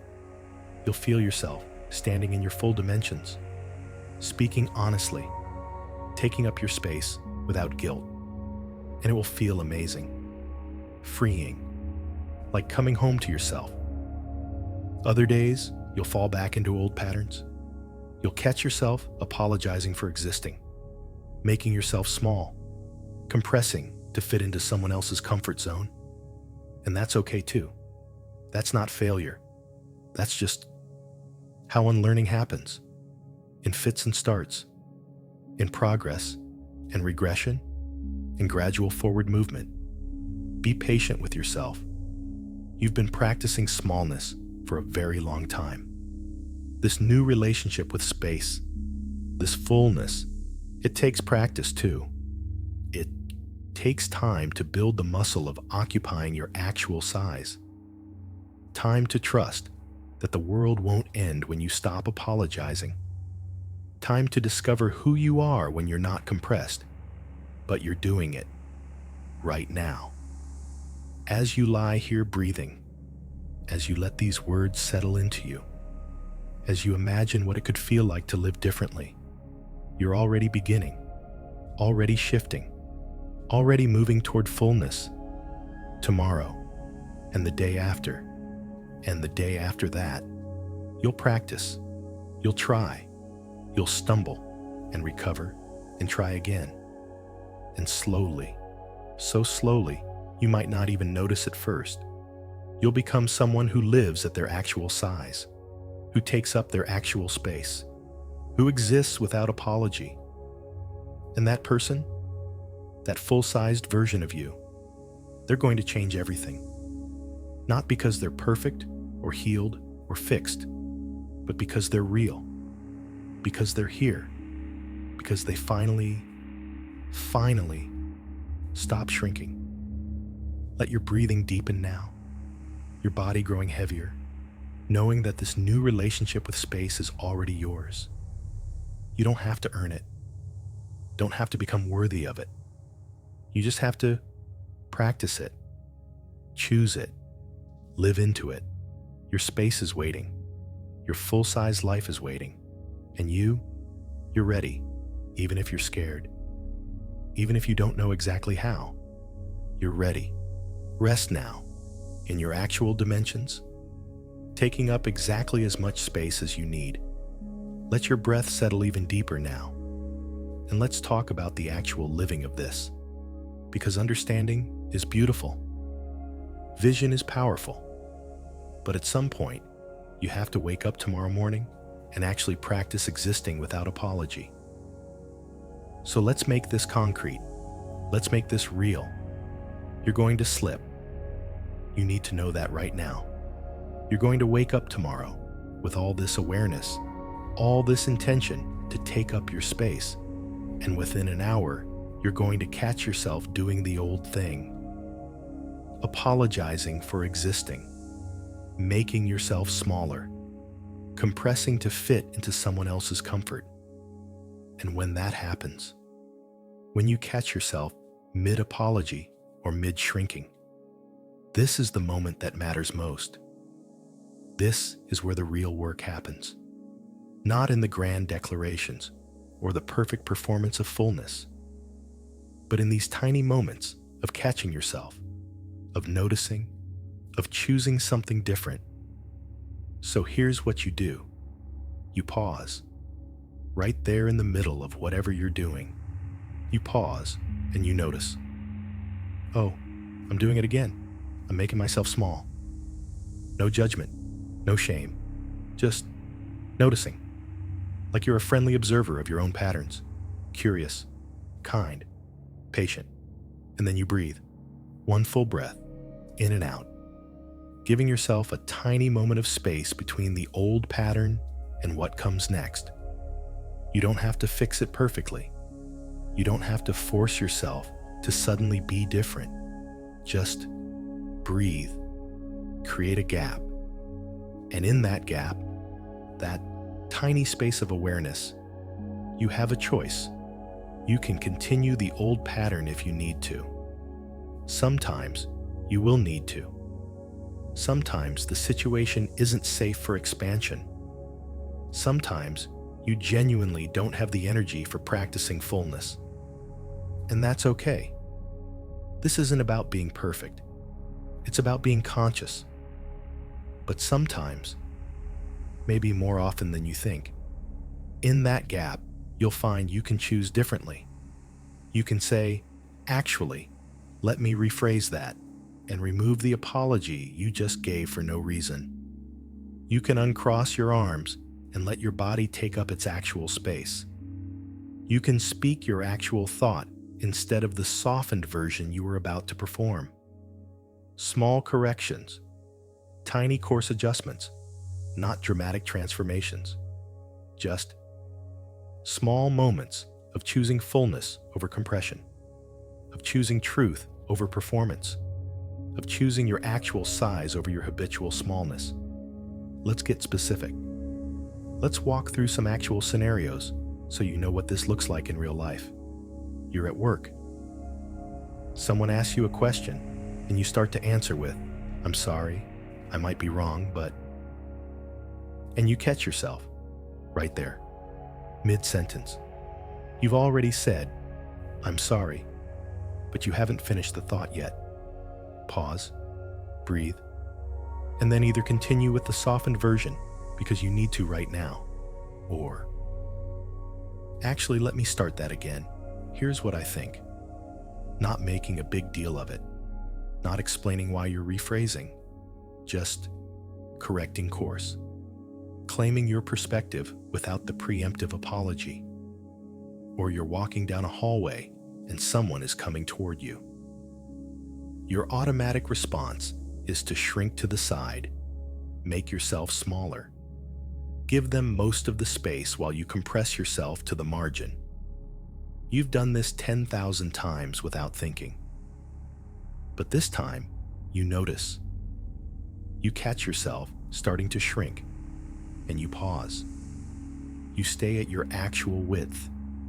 You keep walking. You let them navigate around you the same way you've been navigating around everyone else. You share the space equally instead of automatically giving them the right of way. It feels weird. It feels aggressive, even though you're just walking normally. Your nervous system is sending alarm signals. You're being rude. You're taking up too much space. Make yourself smaller. But you breathe through it. You keep walking.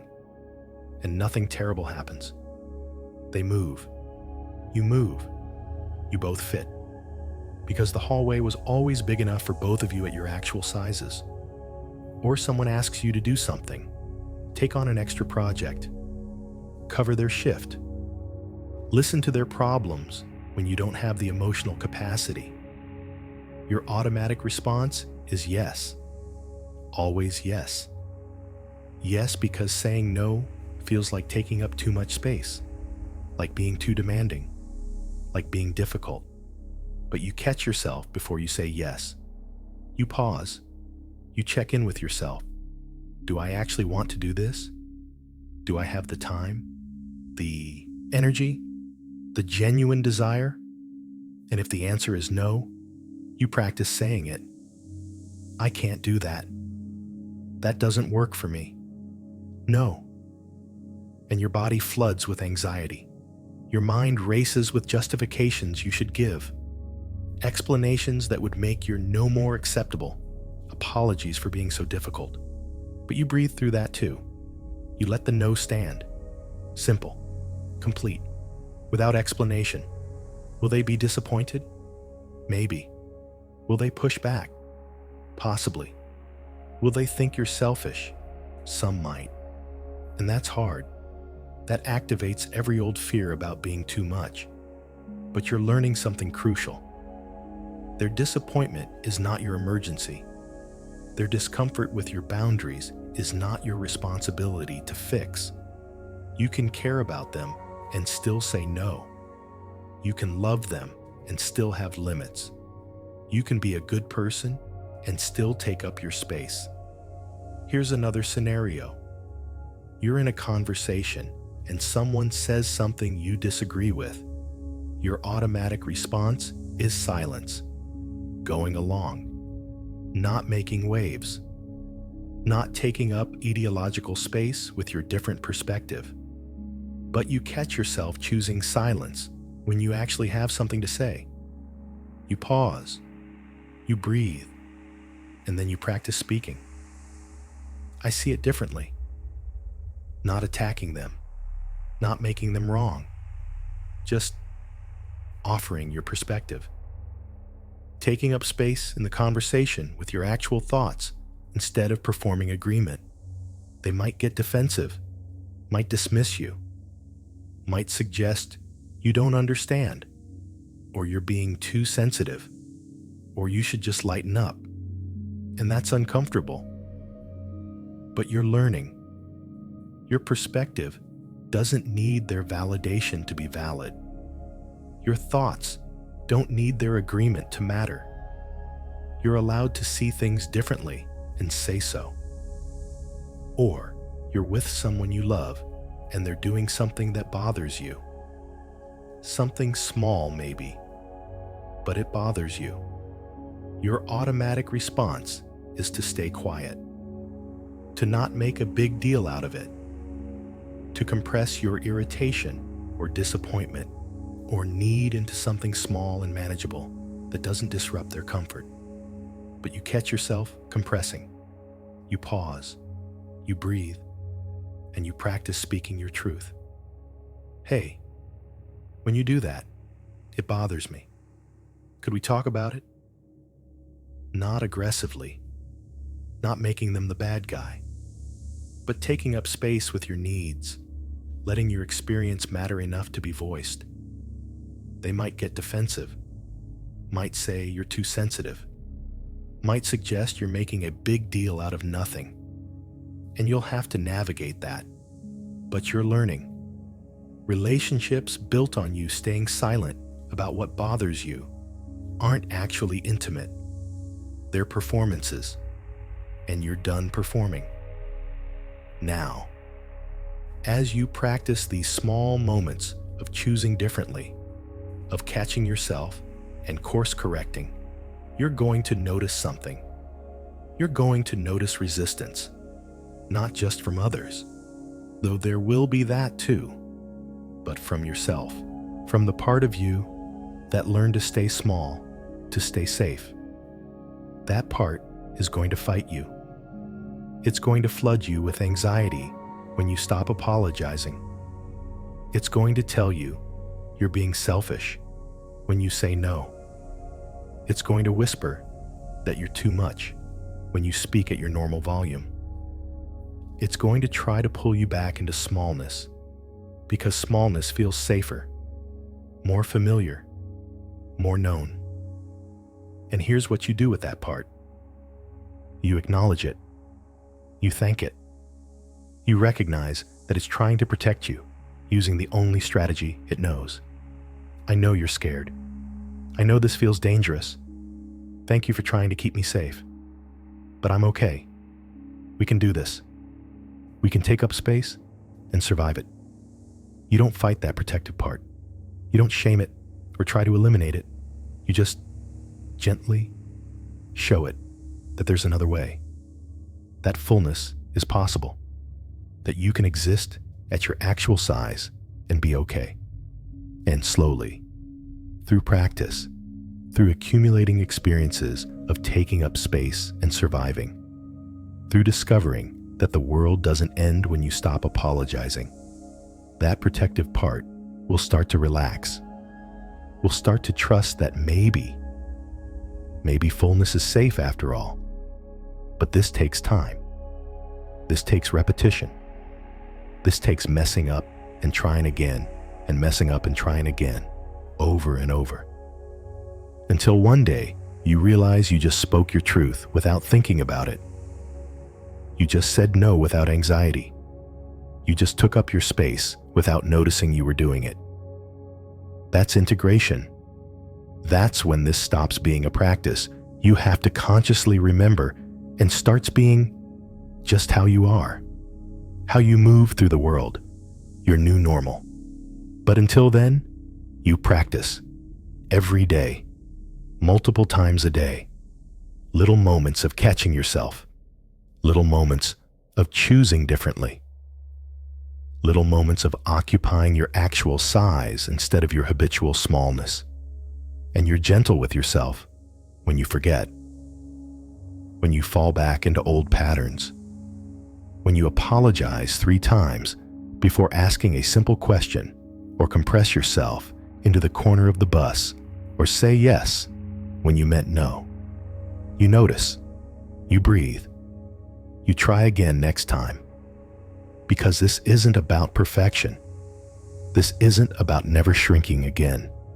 This is about gradually, incrementally, building a new relationship with space, a new way of being in the world, a new understanding that you're allowed to be here, allowed to take up room, allowed to exist without apology. And every time you practice, every time you catch yourself and choose differently, every time you speak without softening, or stand without shrinking, or need without apologizing, you're rewiring something deep. You're teaching your nervous system that fullness is safe. You're proving to yourself that you can exist at your actual size and survive it. You're becoming someone who lives without apology. Not overnight. Not perfectly, but gradually. Genuinely. Really. Let your body rest now, knowing that tomorrow is full of opportunities to practice, full of moments to catch yourself, full of chances to choose differently. You don't have to get it all right. You just have to keep trying. Keep noticing. Keep choosing fullness when you can. That's enough. You're enough. And every small moment of taking up your space, it matters. It all matters. It's all building toward the life you're meant to live. A life without apology. A life at your actual size. A life that's finally, fully yours. Rest now and trust the process. Trust yourself. Trust that you're ready for this, because you are. Breathe deeply now, slowly, and feel how much has shifted already.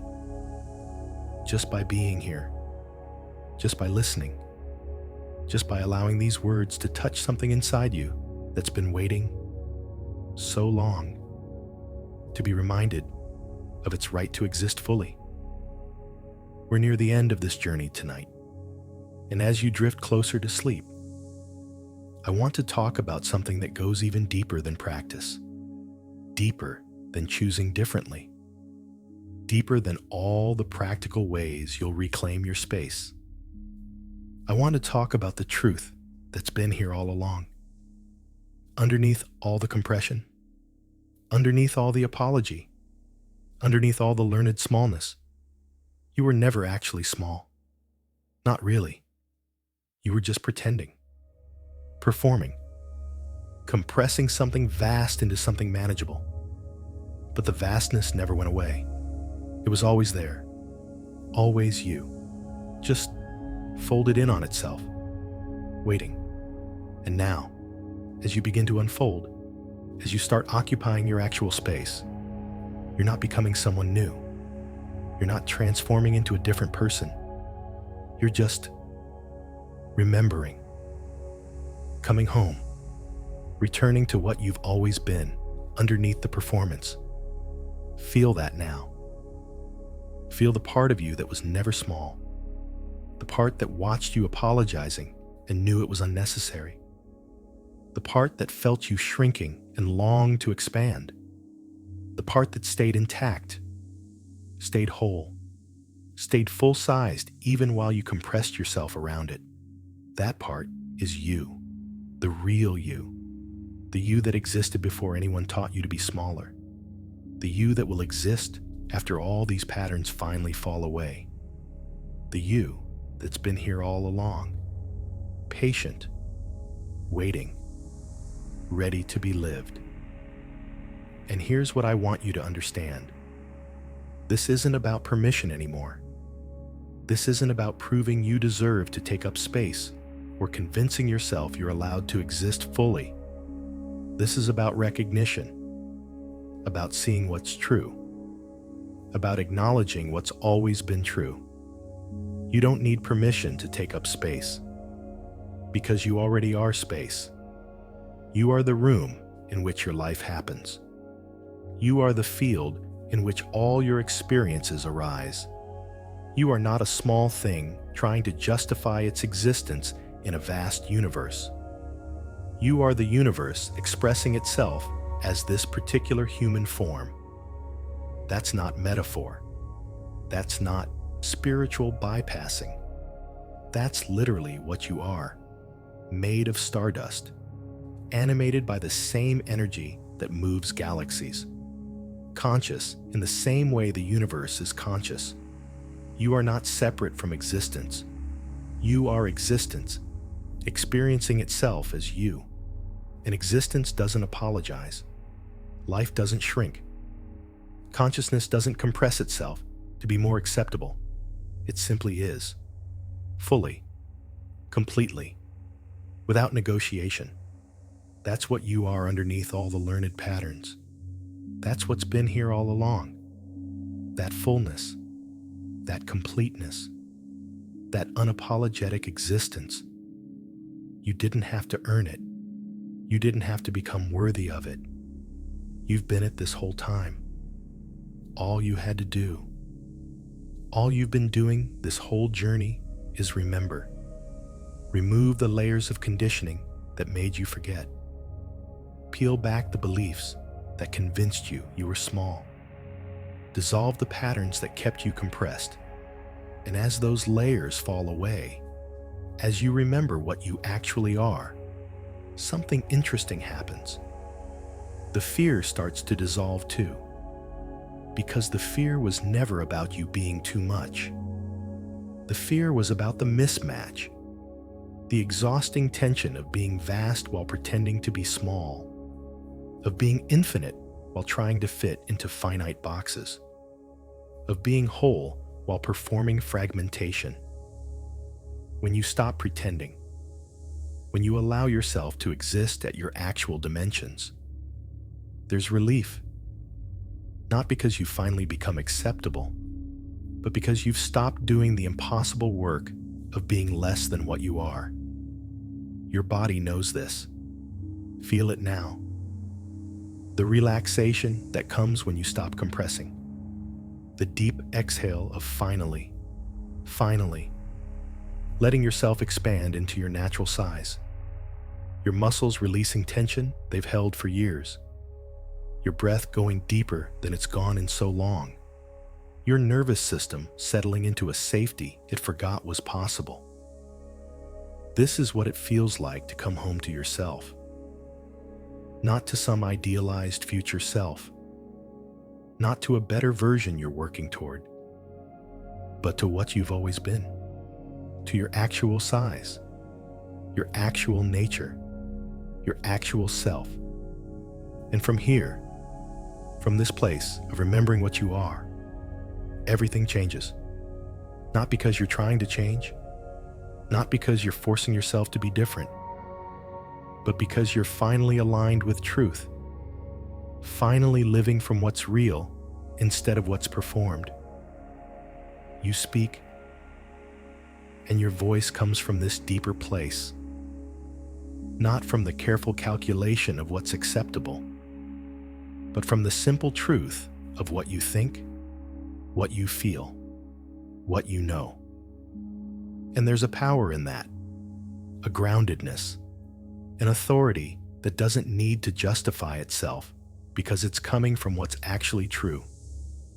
You move through spaces, and you're no longer trying to minimize your impact. You're just present, taking up the room your body takes up, existing in your actual physical dimensions. And there's a dignity in that, a simple self-respect that says, I'm here, I exist. This is the space I occupy. You relate to others, and you're no longer performing the version of you that you think they need. You're just real, honest, fully dimensional. And the people who can meet you here, the ones who aren't threatened by your fullness, they experience something they've been missing in all their relationships with compressed people. They experience actual contact, real intimacy, the relief of being with someone who's actually present instead of performing. And the ones who can't meet you here, you see them clearly now. You see that their discomfort with your fullness is about their own limitation, their own compression, their own fear of being too much. And you can have compassion for that.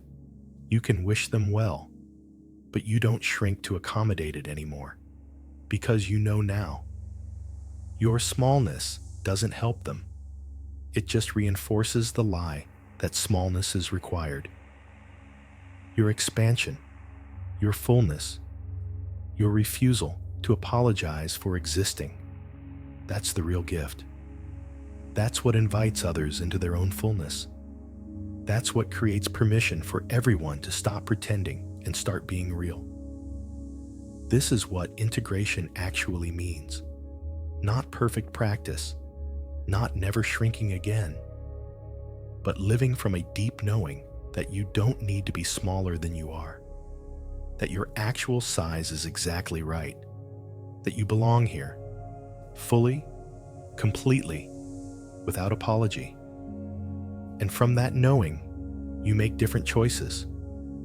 Not because you're forcing yourself, not because you're trying to be better, but because choosing fullness becomes natural, becomes obvious, becomes the only thing that makes sense when you remember what you actually are.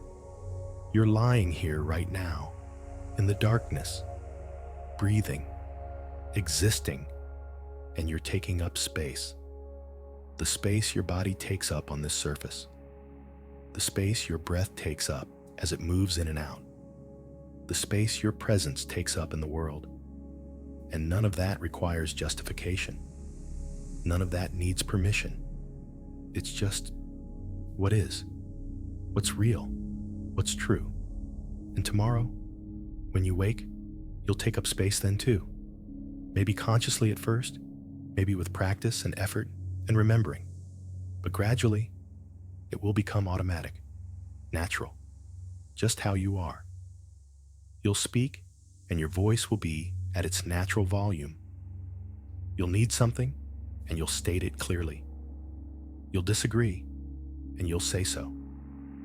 You'll take up room, and you'll feel okay about it. Not because you've conquered all your fears, not because you've healed perfectly, but because you've remembered, this is what I am. This is my actual size, and there's nothing to apologize for. The people in your life will adjust, or they won't. Relationships will deepen or end. New connections will form with people who can meet you at your full dimensions.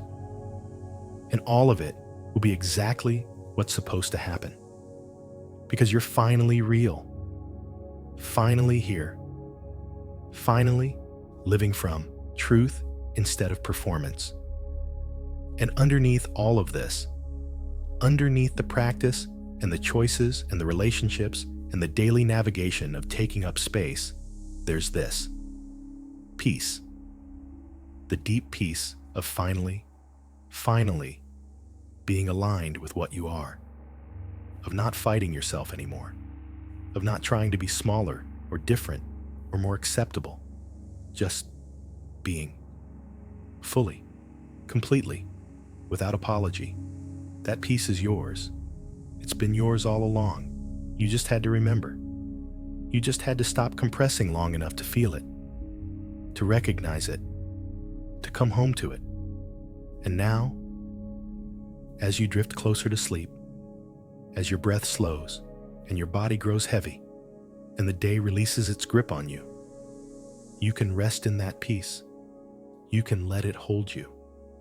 You can trust that when you wake, you'll still be whole, still be full, still be exactly the right size. You don't have to be smaller. You were never supposed to be smaller. You're exactly what you're meant to be. And that is enough. That is everything. That is the truth that sets you free.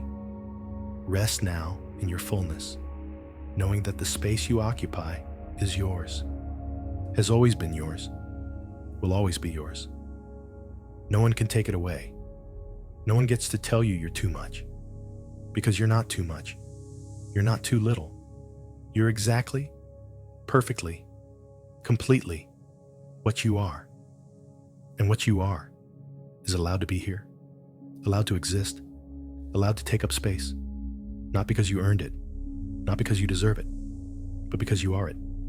You are life itself, expressing, existing, unfolding, without apology. Sleep now, whole and full and exactly the right size, knowing that tomorrow you'll wake as someone who finally stopped apologizing for being alive. Let everything slow now, everything soften, everything settle into stillness.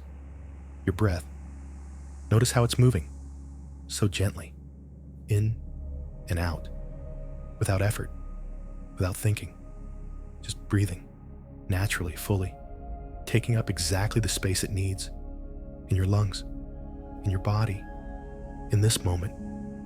And as you breathe, feel your body growing heavier, sinking deeper into whatever surface holds you, letting go, letting yourself be held, completely, safely, without resistance.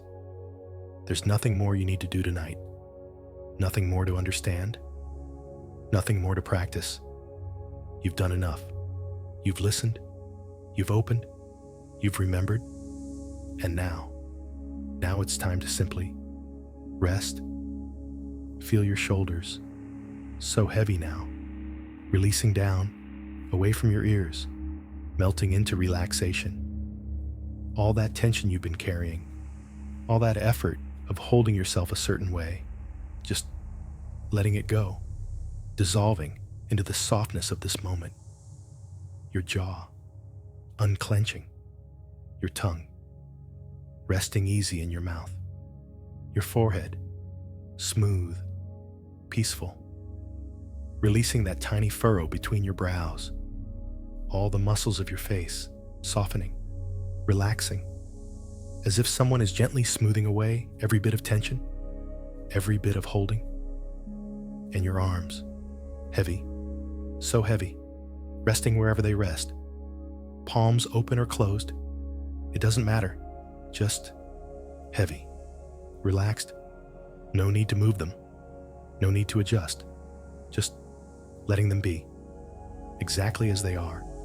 Your chest rising and falling with each slow breath, each wave of air moving through you, filling you, releasing from you. And with each exhale, letting go a little more relaxing a little deeper, sinking into peace. Your belly, soft now. No need to hold it in. No need to make it smaller. Just letting it be. Rising with each inhale, falling with each exhale. Soft, relaxed, at ease. And your legs, heavy, like they're made of something warm and soft, melting into the surface beneath you. Your thighs, your knees, your calves, your ankles, your feet, all of it, heavy, relaxed, released. Feel your whole body now, from the top of your head to the tips of your toes, completely relaxed, completely at ease, taking up exactly the space it takes up, without apology, without adjustment, just resting in its natural dimensions. And as you rest here, in this peaceful darkness, imagine yourself expanding, not physically, but energetically, like light spreading gently across water at dawn. Soft, gradual, natural. Your presence, your being, expanding to fill the space around you. Not pushing, not forcing, just naturally, effortlessly, occupying the room that's yours. And it feels safe, doesn't it? To be this size, to exist this fully, here in the quiet, here in the dark, where no one is watching, where no one is judging, where you can simply be exactly what you are, without compression, without performance, without the exhausting work of being smaller. This is what it feels like to exist without apology, this ease, this peace, this deep relaxation that comes when you finally stop fighting your own nature, stop trying to be less than what you are. And tomorrow, when you wake, you might forget this feeling. For a moment, you might fall back into old patterns, into compression, into apology. And that's okay. That's normal. That's part of the process. But somewhere, deep inside, you'll remember this moment, this peace, this knowing that you don't have to be small, and that memory will guide you back, will remind you, will help you choose differently, again and again, until choosing fullness becomes natural, automatic, just who you are. Tonight, though, tonight, you don't have to think about any of that. Tonight, you just rest in your fullness, in your natural size, in the simple truth of your existence. You are here. You are whole.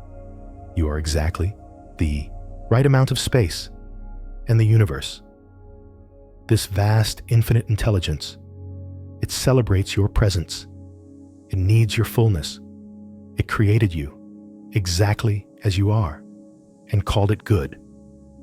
Let that truth settle into your bones, into your cells, into the deepest part of you. You belong here, fully, completely, without apology. You always have. You always will. And as you drift now, deeper into sleep, imagine that you're floating on a warm, peaceful ocean, held completely, supported fully. Nothing to do, nowhere to go, just floating, safe, at ease, taking up exactly as much space as you need. And the ocean, vast and infinite, has room for you, has always had room for you, will always have room for you. The stars above, they're shining, not asking permission, not apologizing for their brightness, just shining, fully, completely, beautifully. And you're part of that same cosmos, made of the same light, the same energy, the same infinite source. And you get to shine too. You get to exist fully. You get to take up space. 10. Letting go even more, sinking deeper. 9. Your body so heavy now, so relaxed, so at peace. 8. Your mind growing quieter, thoughts drifting like clouds, passing, dissolving. 7. Deeper still, into the soft darkness, into the peaceful silence. 6. Feeling yourself held by the surface beneath you, by the air around you, by existence itself. 5.